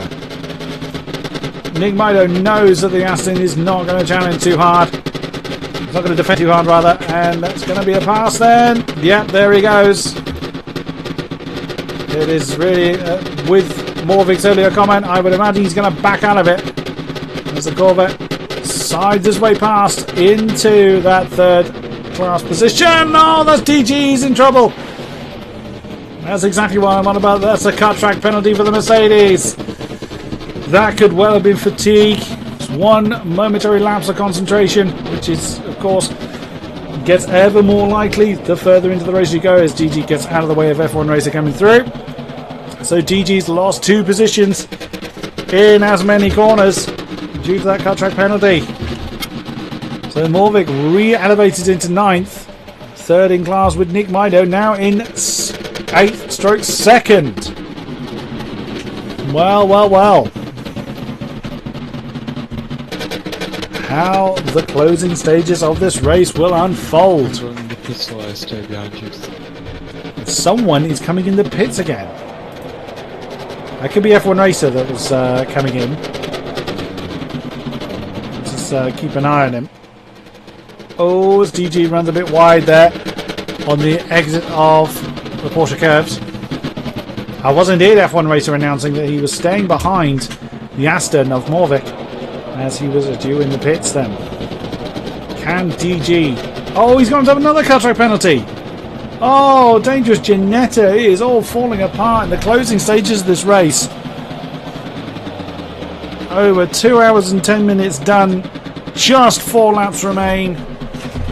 And it is beginning to unravel for the Mercedes of Dangerous Ginetta. But not for this man Morvik. Unless they make an error themselves, it looks like these two will be on their class podium. But Morvik could well challenge for the next step up. Nick Mido does have some defending to do. As they come back onto the Hanadier once again. Stay to the right this time. Morvik staying in the slipstream of the Corvette. Hammond is going to help him. Remains to be seen. On board with him. He is closing in on the Corvette. I'm not sure he's going to close in quick enough for a move into Forza. He's closing. There he goes.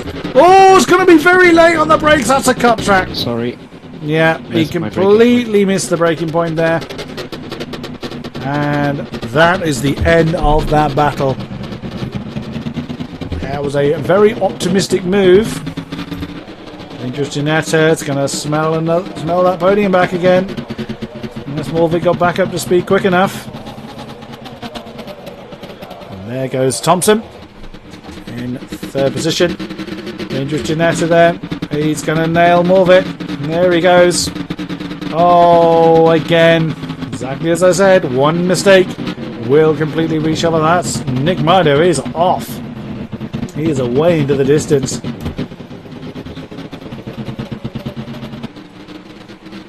As Morvik slots into the slipstream of the Mercedes. You're running without headlights. Doesn't really make a difference when it's broad daylight. There we go.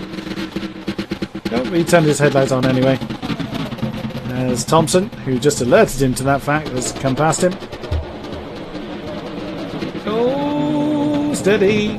I wonder whether DG was going to get out of Thompson's way there, but he stuck to his line, as he's entitled to do, as in the background is 4th place Andrex. So Thompson would have lost a little bit of time there, but continues on his way. You can see then the gap that Dangerous Ginetta has been able to reopen up here.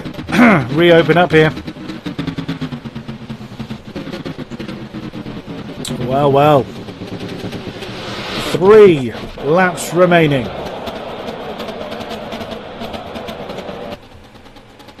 Less than, well, about 10 minutes to go. We are going to go over the 2.5 hour mark. Not quite 2.4 hours, but near as damn it. There is Flying K-Fram. Coming up behind Groby. Groby has been pretty flawless in class. He leads the GT3s by 41 seconds, give or take. So well over 10 seconds a lap he has to play with. And Morvik and DG have swapped position. Now, was there... DG must have had a problem in the Porsche curves that's allowed Morvik to retake that 9th place. What lap is the leader on? 38 again on the Mulsanne straight. People tend to ask that when they're just wanting the checkered flag to come out. There are those that are struggling a little bit, I think it's fair to say. So DG's had a problem in the Porsche curves and has lost that position. I would imagine he hit the wall. 2.7 seconds separates himself and Morvik. Does he have... Well, there you go, 4 minutes. 4-minute lap for DG, and actually an invalid one for Morvik. Oh, as DG's gone very deep. And that's another cut track penalty for the Mercedes. With time running out to be able to correct that, he's going to have to hope on a mistake by Morvik to reclaim that position now. Morvik now free of pressure, can just concentrate on fighting the fatigue and bringing that car home. Where's our leader? There he is, heading down towards the Mulsanne. I think. No, he's heading down towards Indianapolis. He's well past the Mulsanne. On his own. He's got 30 seconds. He's got over 30 seconds. 4.5 before he finds anybody. Conor McCoy is pretty lonely there. Coming through Arnage. Flying K-Fran. Our pole sitter. Not long past Rigor on track. And there's a minute to the leader ahead. Our fastest lap holder, 3:34, 3:70. The only man to get into 3:34s. He's still over a second quicker a lap than Conor McCoy. But with misadventures earlier on, has cost him the opportunity to fight for the win. Thompson. Strategy's played out well. He's nearly a minute down from K-Fram. Had some battles with Andrex for a while, but finds himself 10 seconds-ish down the road from Andrex. So pretty comfortable third. Andrex has not had a great run here. Penultimate lap. Lap 39 has begun. Andrex M in the lead. Marek comes towards Indianapolis. Franco Droz in the other Marek. Bounces over the line. F1 Racer in the next Orica. He is coming up to the back of Dangerous Ginetta. Roby leads the GTE field, and that is David Siska directly behind him. He leads by nearly a minute over this man, Nick Mido, who's been swapping places with that man, Morvik, for quite a bit of the race, and they've been locked in battle for such a long time. But it does look like now that Nick Mido has won out over the Aston. Dangerous Ginetta is struggling in this closing stages of this race, but continues to limp on that highly reshaped Mercedes in 10th and 4th in class. Fast draw with that lap 1 pit stop. There's one of the ones that came in very early on. Is in 11th. 12th is David Siska. There he is, just coming around the last of the Ford curves. And finally Rigor. 3 wheels in his wagon for a painfully long time. Brings up the back of the field. Where's our leader? He is on the Canadier, heading down towards Mulsanne for the penultimate time. No particular close track battles at the moment, unfortunately. The closest one we have is Morvic and Nick Mido. There's still about 4 seconds between them. So it has been... There were some grey battles between McCoy and Capron earlier on in the race. In the round and in the race. I mixed up there. But Conor McCoy has had the opportunity just to carry on burning up the miles. Just running his own race. Again, apologies for the frame rate fluctuations. There is absolutely squat I can do about it. Through on Arch once more. Oops. Slightly wide, but not too bad. As mentioned, this is going to be one of the last leagues run in Project Cars 1. I suspect it's going to be the last Endurance League run.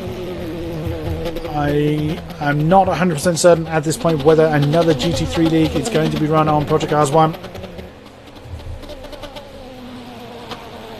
As there was only 2 months now, so 9 weeks. Not that I'm counting. Between now, there could be a short season, I guess, of GT3 in between then and now, so it's possible. As there was a short season of F1 2016 being run before F1 2017 launches. Here comes Conor McCoy to start the final lap. Final lap. As Conor McCoy has just announced. One more lap to go. Cheers. That's Thompson. It has been a long haul for these guys. And there's been some amazing moments. Morvic and Nick Mido getting close again. There they are, look. They are heading down. Is that towards the Malzahn? Oh, they've gone through the Malzahn, so I think that's just under braking that's caused them to close up. So let's follow our leader then along the Hanardier, or the Malzahn Straight. It seems to be referred to as both.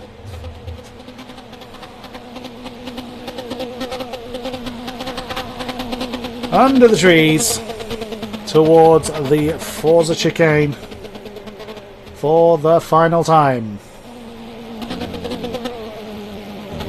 Thank you. Hendricks thanking someone. Hendricks then is just outside of 10 seconds away from the podium. Hendricks again being the coordinator, one of the men that's made this league happen. It's been a pretty successful second season of endurance racing, despite all the problems that Project Cars 1 has presented. We can but hope that P-Cars 2 is far more stable.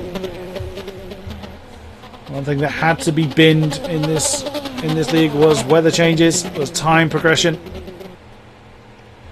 due to server instability. Even in the GT3 leagues, where mass disconnects have happened. But that is a conversation for another day, as through the Malzahn, Conor McCoy comes. Down towards Indianapolis once again for the Gas Monkey. A minute separates the first and second positions. A further minute separates the second and third positions. That shows you the spread of the field in the LMPs. And the GT3s are a similar story. There's a minute between first and second. Ooh, very close though between second and third. That's these two. But that's because of braking zones again. So Morvic may well be closing in. And he did that time around, but unless the Corvette makes a mistake, that position's going to be his. But with Dangerous Ginetta making his mistakes, he's now 26 seconds down as Dangerous Ginetta, so he's had further trouble as the closing stages have gone on. Conor McCoy then for the last time of this season through the Porsche curves. Whoops, running slightly wide there. Into Maison Blanche. Through Corvette. And into the Ford curves. Your race winner here in Le Mans in dominant style. Big old wiggle to yourself. Well deserved. It is Colonel McCoy. Thanks. And where's Flying K-Fran? Come on, camera, keep up. In the Porsche curves. Our pole sitter. A shame that the battle for the lead was denied. 3:33.9 last time around to break that 3:34. Look at the pace that K-Fran was able to find out of that Orica 3 Nissan. Wow. And Frank Rose has just crossed the line to finish his race. Then here comes second place. Flying K-Fran. 3:33.9. Great lap. His last lap there, 3:36.3, so wasn't able to repeat it. Frank Rose, we know, has already crossed the line. Here is the next podium man. It's the other gas monkey of Thompson. He will beat Andrex unless he bins it in these last few corners. He will beat Andrex to that last podium step. Into the Ford curves for the final time for Thompson. And it is done for the Nissan. It's an Orica Nissan 123. Here is Andrex to take fourth in the Marak. Your job is done, sir. There is F1 Racer just coming through the Porsche curves. He will take fifth.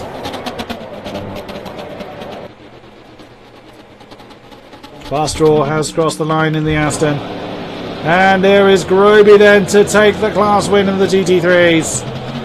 Again, a dominant performance for him. Oh, Nick Mido! He is being pushed along. There's the Porsche curves, where these two are side by side nearly. This is for second in class. Goodness me. Nick Mido has been closed in by Morvik. Morvik's not really got anywhere unless he's made a hell of a lunge, which he doesn't do. Can the Corvette hang on just for two more turns? He does! Oh, and just manages to stave off Morvik. Nick Mido by 0.3 of a second takes the class second, 8th overall. Morvik. Fastraw's already crossed the line. David Sisko has crossed the line. Yeah, congrats, Morvik. I think. Well done. Dangerous Janetta, there he is. DG's still running. I think Rigor is, yeah, he's already crossed the line. So DG is the last man to cross the line. What could have been for Dangerous Janetta? He's pretty much crawling over the line, nearly falling asleep at the wheel. And that is it, the last man. And that is the race done. It's actually jumped me to my own car. That's for all we know has already crossed the line. So there it is then. Your final finishing positions. Colonel McCoy is already back in the garage. K-Fran 2. Thompson 3. Andrex 4. Frankadrose 5. F1 Racer 6. Roby 7. Nick Mido 8. Morvik 9. And Dangerous Janetta rounds at the top 10. Shame that there is no countdown. Ladies and gentlemen, it has been a great pleasure commentating on this league. And that is it for the season. My name is King-Kodiak, and I will see you right here for more AOR action. Thank you very much, and good night.